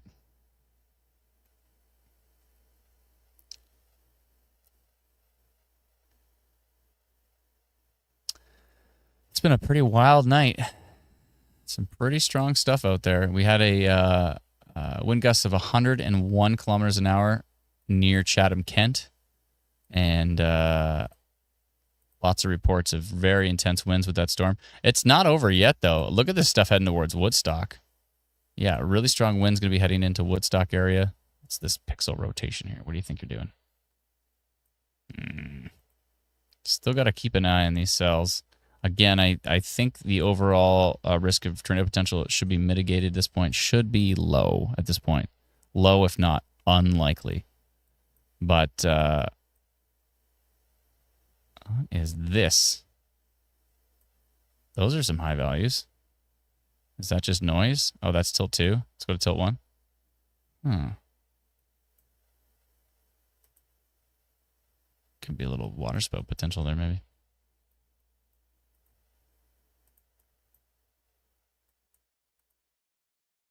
Yeah, the tornado risk there came way down from 17 to 8. This one's at 9. I think the noisy Canadian radar is tricky too for machine learning. You know? There's just so much noise in Canadian radar, even in the brand new radars we just got. Supposedly, Environment Canada tried to buy NexRad radars, the same ones they have in the US, but I don't think they sell them anymore. I've heard stories of like they're being held together by duct tape at this point. They're like they were purchased in the early 90s, and it's still the same radars that are being used. It's too bad we couldn't have bought those radars though. The US radars are just so much better. We ended up buying them from a German company, I believe. I mean, these radars are good. Don't get me wrong. These radars are so much better than what we had before. We had C-band radars before, and they were even noisier, and they were much shorter range. So don't get me wrong. I'm so happy that we have these radars compared to what we had before. So much better. I'm just saying, if we could have bought NexRad radars, like these ones, they're higher resolution. There's just all these amazing algorithms, and they're not without flaws. You see all these gaps in the data. That's all RF noise that has to be literally cut out of the data. So they're not perfect, but there's just so much technology that's been built around them. And anyways, yeah, I think the machine learning has a little bit of a harder time with the Canadian data. And so sometimes you get some inflated values, like that 17% tornado risk that came out of nowhere. That's quite a bit inflated. But that's why it's good to not just look at those numbers, but also know the environment, know if there's inhibition, know if there's, if the storms are elevated, check the weather stations to see what kind of winds we're dealing with. All those things are important. So, yeah. Cassie says, your voice is soothing. Maybe I'll just have a little nap. And now it's time to, I should just do ASMR. Oh, Brennan, there you go. We have a totally new ASMR weather coverage. I'll just be like, I'll just like scratch the microphone. Hold on. If I take this fuzzy thing off, there's like. You can tell it's 3 a.m. We've gone to ASMR. And now it's time. Hold on. Do I have anything I can make cool noises with? Oh, yeah, the guitar. But yeah, I don't think it's time for a song. I haven't practiced any of those tunes in a while. Street Traffic. Is that, do you ever fall asleep to that? It might actually, it's kind of nice sometimes. Oh, yeah, I leave my window open. And get the hustle bustle. Oh, these winds still, I mean, when I look at this from a distance, there's still pretty strong winds that are going to go through Woodstock. Ooh, we get a radar update. Yeah, I mean, look at this. Near Ingersoll. I don't know if this is close to the surface or not, but 100.8 kilometers an hour.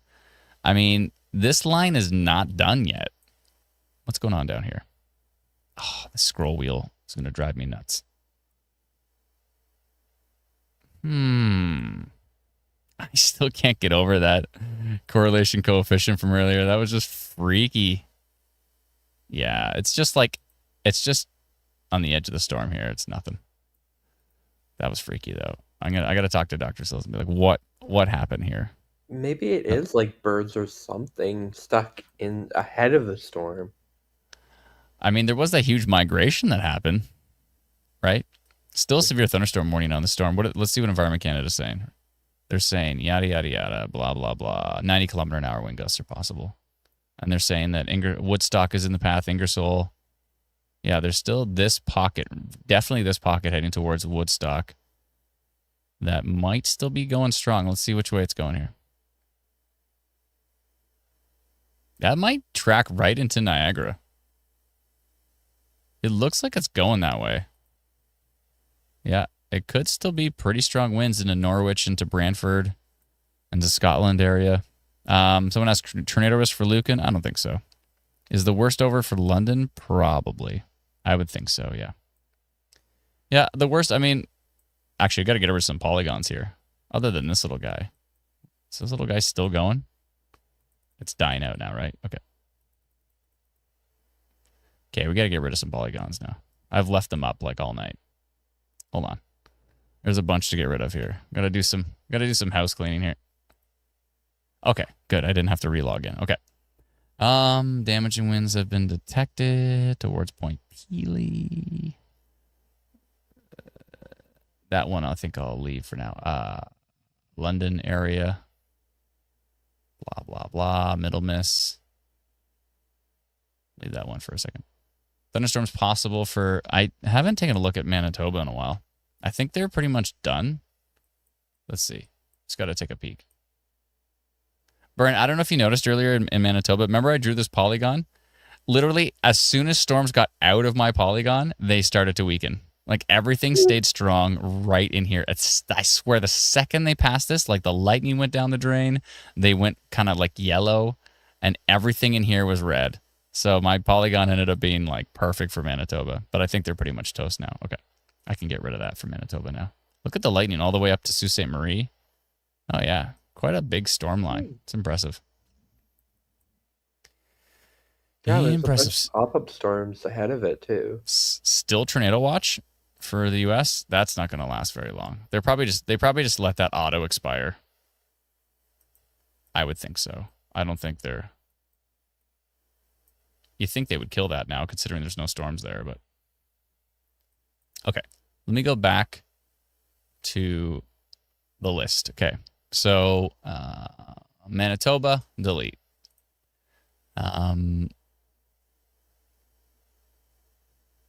What's this one? Windsor, delete. Florence towards Cairo, delete. I left every polygon up tonight. Lake St. Clair, Sarnia, delete. Let's see here. Point Peely, that's the one I wanted to leave, that last one. I'm going to get rid of the nocturnal storm risk and forecast. I'm going to get rid of the YouTube one just now because I'm going to forget to do it and it'll be up all night. All right, so we just have the London one. All that should be left. These should update pretty quick, especially if I actually hit refresh. Let me hit refresh.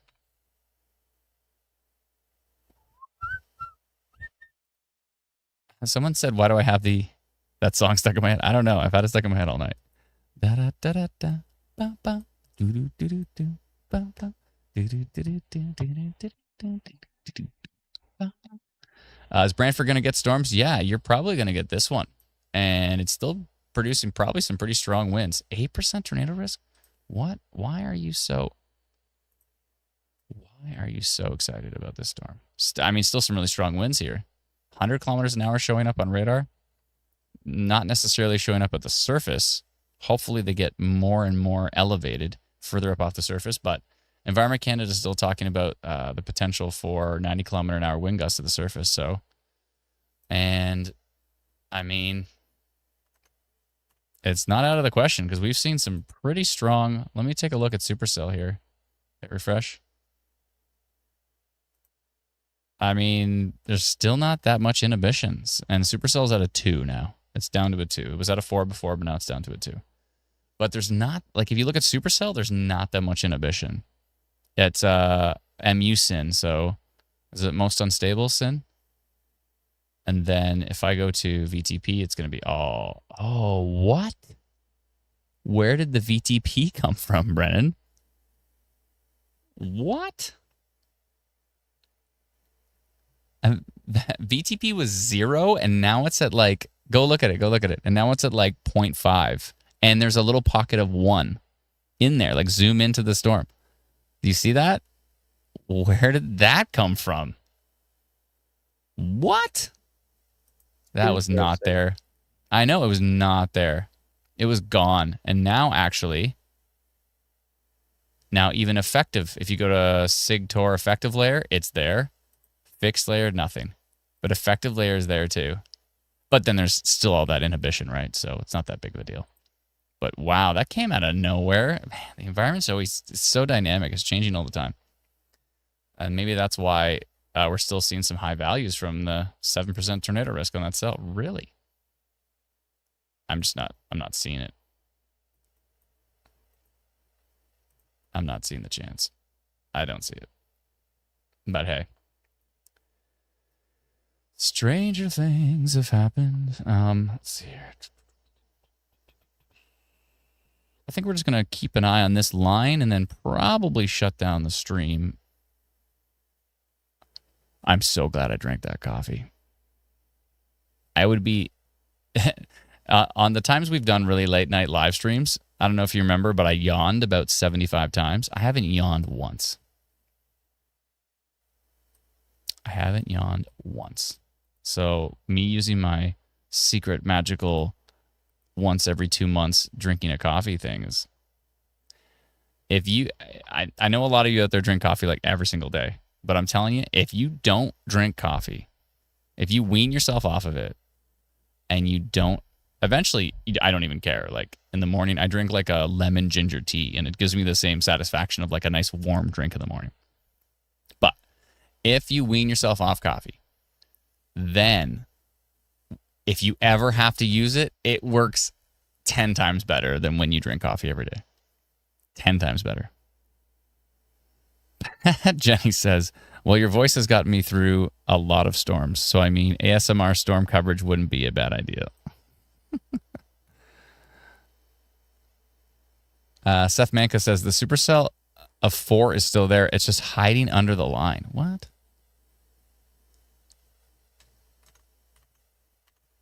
Are you sure? I didn't see it. You're probably right. Oh, it is there. Oh, yeah, you really got to zoom in to see it. Yeah, but it's way up north where it's like nothing even good. I guess it does kind of cover that Woodstock part of the line, though. Excuse me. You're right.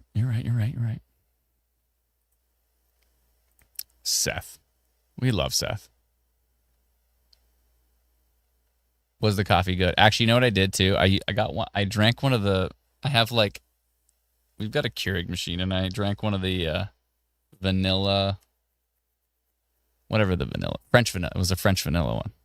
I'm like, oh, if I'm going to have one coffee in 2 months, I might as well drink the French vanilla one.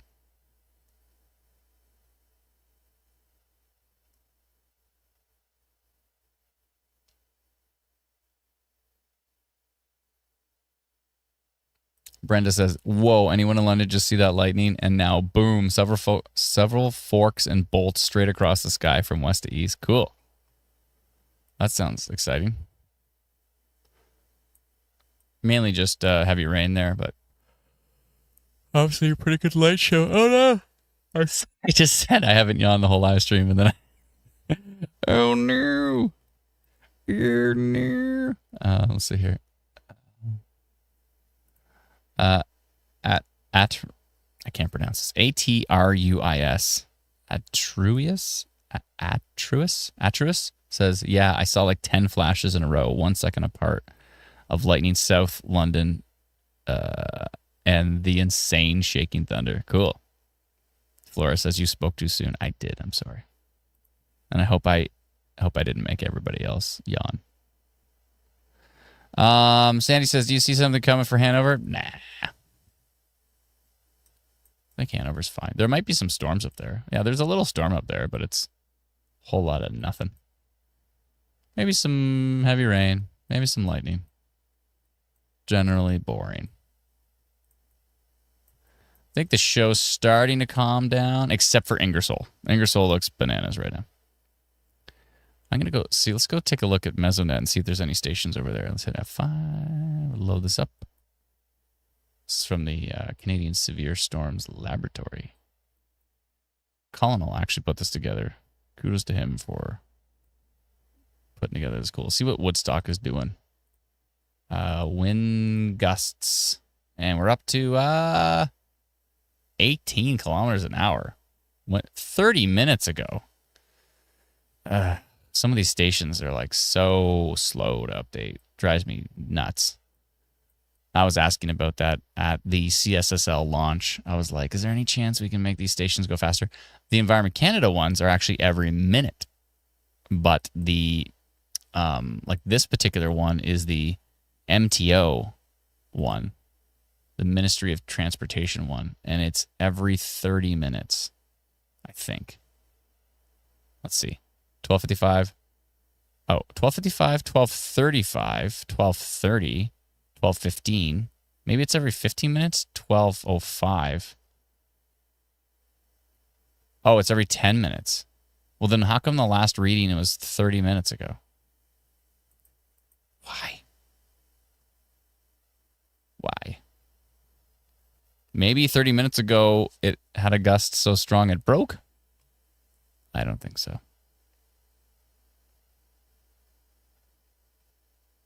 That's weird. It looks like some of the readings are like every 10 minutes. Every 10, every 15 minutes.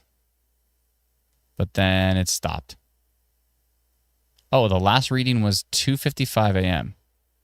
And it just stopped. So I don't know. It's weird. What does this do? Nothing? Okay.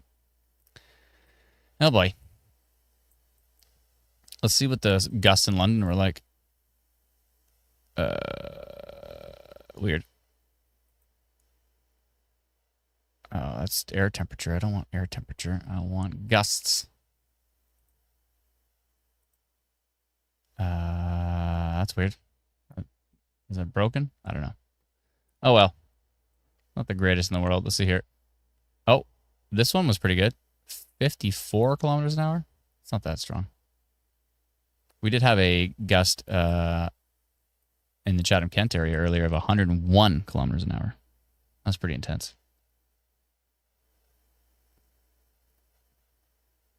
Seth Manka says the Mesonet is going to be great for checking the environment real time to compare the to the model during the upcoming months. Yeah, for sure. Absolutely. As long as there's a station nearby that actually has updating gusts. Where was I lately? I was at, it looks like it even got stronger. 107 kilometers an hour now.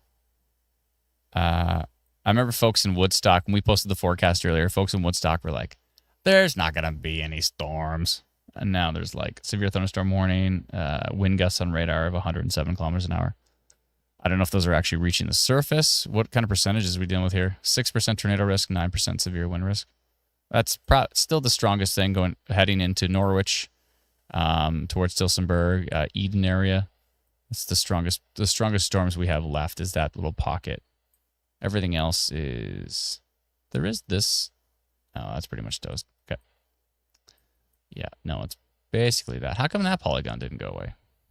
Let me hit refresh. Still there? Oh, I left that one there. That's why. And I left this one. Why? Why did I do that? Maybe because of that cell? Just still wanted my polygon over it?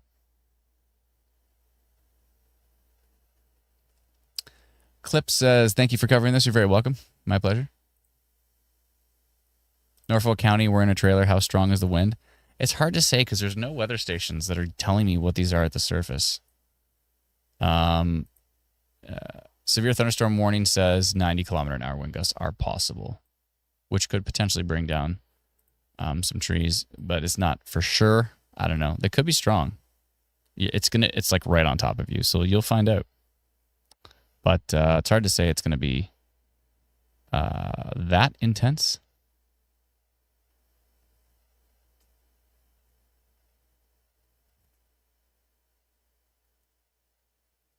Oh, JDV says, if you want to see localized weather, you should look at the Davis WeatherLink sites. I do want to look those up, actually. Yeah, see, there's all these like independent weather station companies that have their website with all these different like personal weather stations on them and stuff, right? I'm going to look that up right now. Davis Weather Link. I'm going to look that up right now. And then you can go to like their website, view their map, and see random weather stations from all over the world. And like, yeah, see, they got a ton of weather stations. That's great. Okay, let's see if there's got anything in Woodstock. And no.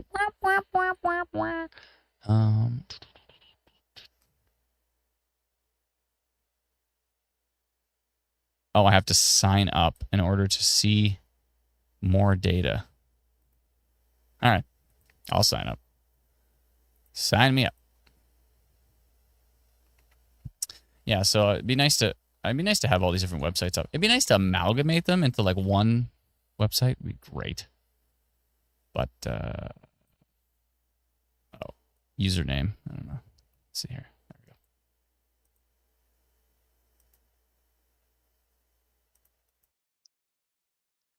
Hold on, let me just make a random password.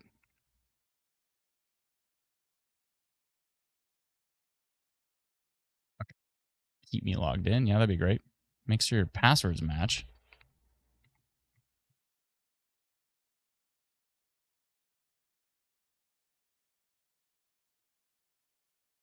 I'm not a robot. No, I don't want to. I don't want to add a profile image. Just create an account. Verification code. Okay, hold on. Because I'm signing up as we speak.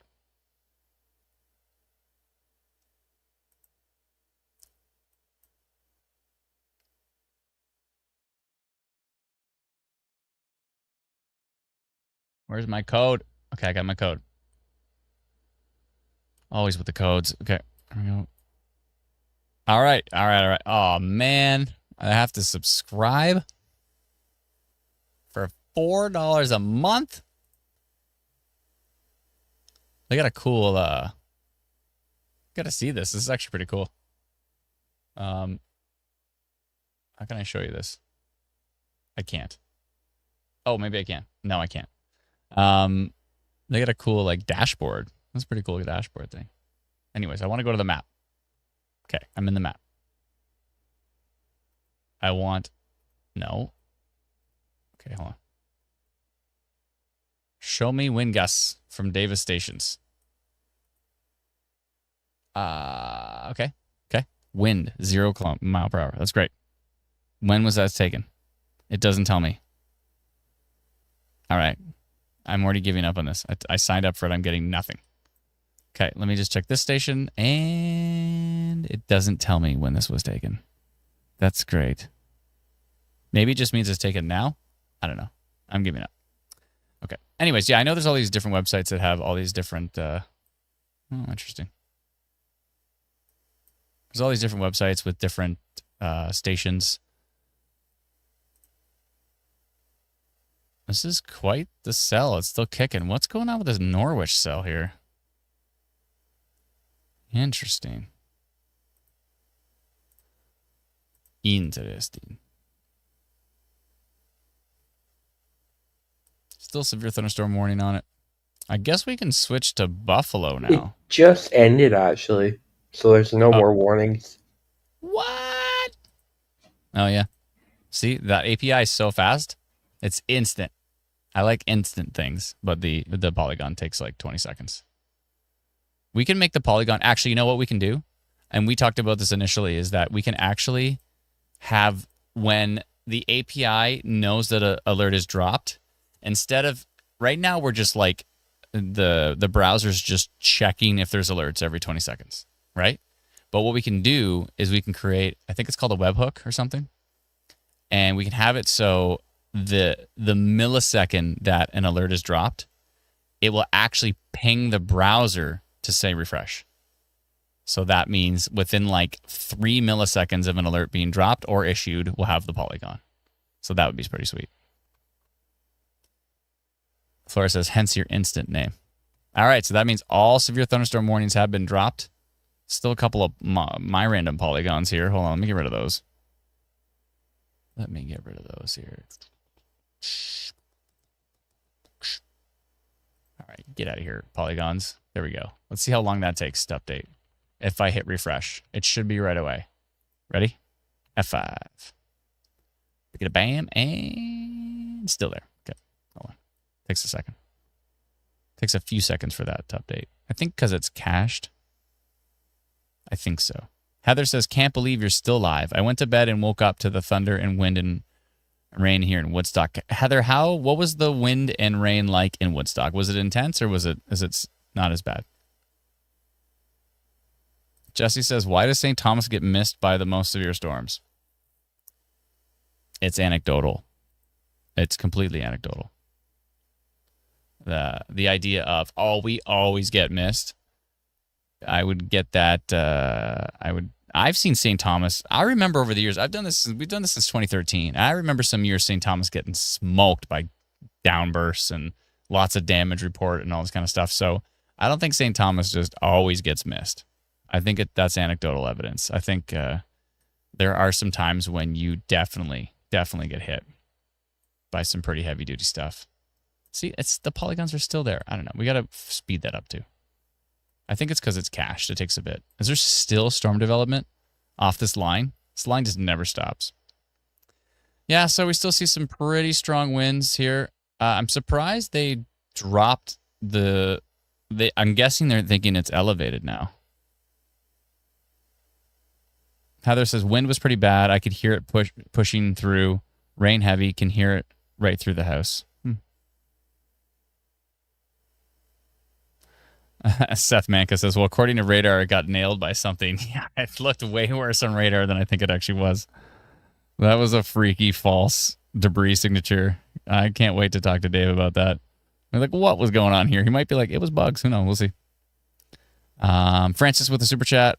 Thank you so much. It was windy. Oh, actually became not a super chat, but became a member for 8 months. Thank you so much for becoming a YouTube member of our community for 8 months. Thank you kindly. It was windy outside of Woodstock. Okay. So windy, but not like super, super wild. Okay. Mary says, good night, all. Get some sleep. Yeah, it's about that time. It's about that time. Holly says, do you think we'll have a busy storm season this year? I mean, it's been pretty busy so far. Winter was pretty bananas. So we'll see if that carries on through. But it's been pretty busy so far. This is an interesting part of the storm here. Hey, it's right near Gobles, which I like to call Gobbles. But every year we talk about Gobles. It's too bad it's not called Gobbles. I think that would be way funnier. Oh, that's Tilt 2. So let's see Tilt 1. Tilt 1's a whole lot of nothing. It's way more exciting at Tilt 2. Tilt 2, it's like, is that a little bit of a couplet? Something going on here. You go down to Tilt 1 and you're like, yeah, it's a whole lot of nothing. Yeah, Tilt 1 is now quite boring on that cell. Let's see what it looks like on Exeter. Yeah, it still looks interesting on Exeter, but those are probably elevated winds. I would think so. Hence why Environment Canada dropped the warnings. Did they also drop the watches? Yeah, warnings, watches, all donezo. I think Environment Canada thinks we're pretty much done here. I still am somewhat concerned about that Norwich area because it still looks pretty wild. And even Buffalo is picking up on elevated, but 95 kilometers elevated, 95. But I think that's probably all she wrote. I do think we should probably keep an eye on this pocket as it moves into Niagara. Niagara, you could see some pretty strong winds overnight. Looks like it should stay pretty windy as it tracks out towards St. Catharines, Fort Erie, Niagara, Welland, and through Brantford as well too. So could be some isolated, pretty strong wind gusts, but I think we're pretty much toast. And we've been live for 3 hours and 44 minutes as well too. So that's one of the latest live streams we've probably ever had, going into 3:44 a.m. But I think it was a good idea to go live because that was pretty intense, and hopefully we eased some of that storm anxiety that so many of us have. So yeah, that was pretty wild. Well, Brennan, thanks for your help. I appreciate it. Yeah, good night. Good night, Bud, and good night to everybody on the team who's still awake, which might not be any of them, but thanks so much to everybody. Our Toronto says, this is a fantastic stream. Thank you so much, our Toronto. Appreciate it. Thank you kindly. Thank you kindly, everybody. Hillbilly Herb says, hope you don't lose power. Hope so, too. Is Cambridge getting into this fun? You probably might see a storm overnight. Hopefully it's not going to be too intense. A lot of folks might see storms overnight, but Eric says, do you have any concerns for Port Dover? There might be some strong wind gusts overnight, but hopefully sub-severe. I'm going to keep an eye before I go to bed. I'm going to check radar a few times and just keep an eye on that line. If I see anything too intense, I will probably post another polygon, but I might do a severe thunderstorm potential just on that line, just because it still looks pretty potent, and we still have some pretty decent percentages from machine learning here. But all in all, it looks like it could be weakening. It should be weakening. Environment Canada thinks it's pretty much donezo. They've thrown in the towel, killed the severe thunderstorm watches, killed the severe thunderstorm warnings. I think they're probably seeing some wind readings, and they're not severe. So I think it's probably going to be elevated now, higher up off the surface. So, but when radar is still showing 110 kilometers an hour, there's always 113. There's always a chance that a little pocket of that could come down, reach the surface, and maybe blow a tree over. So there's still a little tiny chance of severe with this, but it's probably not too bad. But anyways, yeah. Thank you so much, everybody. I'll put on the same song we started with, which is the song I wrote a little while back, which was what did I even call it? I forget. It's called Storm Has Passed, I think. I forget. But anyways, I'm gonna put that on. We'll listen to that for a bit, and then we're gonna shut down the stream. But I'll still be watching radar until I finally pass out in the next half an hour or so. It takes me a while to wind down from the live streams and from that coffee I drank for the first time in like 3 months. So you combine those things together, and it might take me a bit to fall asleep. But I'll be watching radar. Thank you so much for your reports. You can see the wild lightning frame by frame there beside me, which is pretty wild. So anyways, thanks again, folks. Hopefully everybody stayed safe. It was a pretty wild night, and might still be a pretty loud night for some of us, but hopefully things stay sub-severe at this point in time. We'll see. And our thoughts are with all those affected, especially in Michigan and in other parts of the U.S. as well, where the storms were incredibly intense and there were confirmed tornadoes. Hopefully everybody stayed safe, and we'll talk to you all very soon. Thanks so much. Me, got mom, got a loving home. Where you're from, you got me, you got mom. So love your family, you only get one, only get one.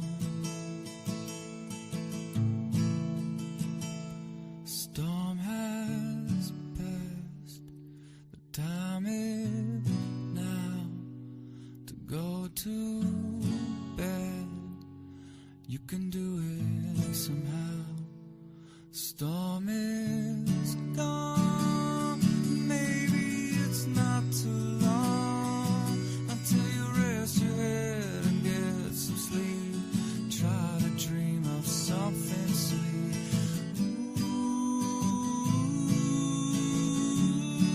Ooh, you're gonna be alright.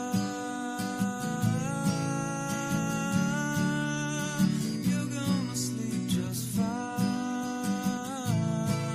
tonight, tonight, tonight. You're gonna sleep just fine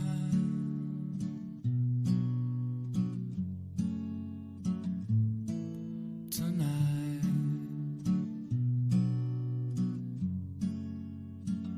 Gonna sleep just fine.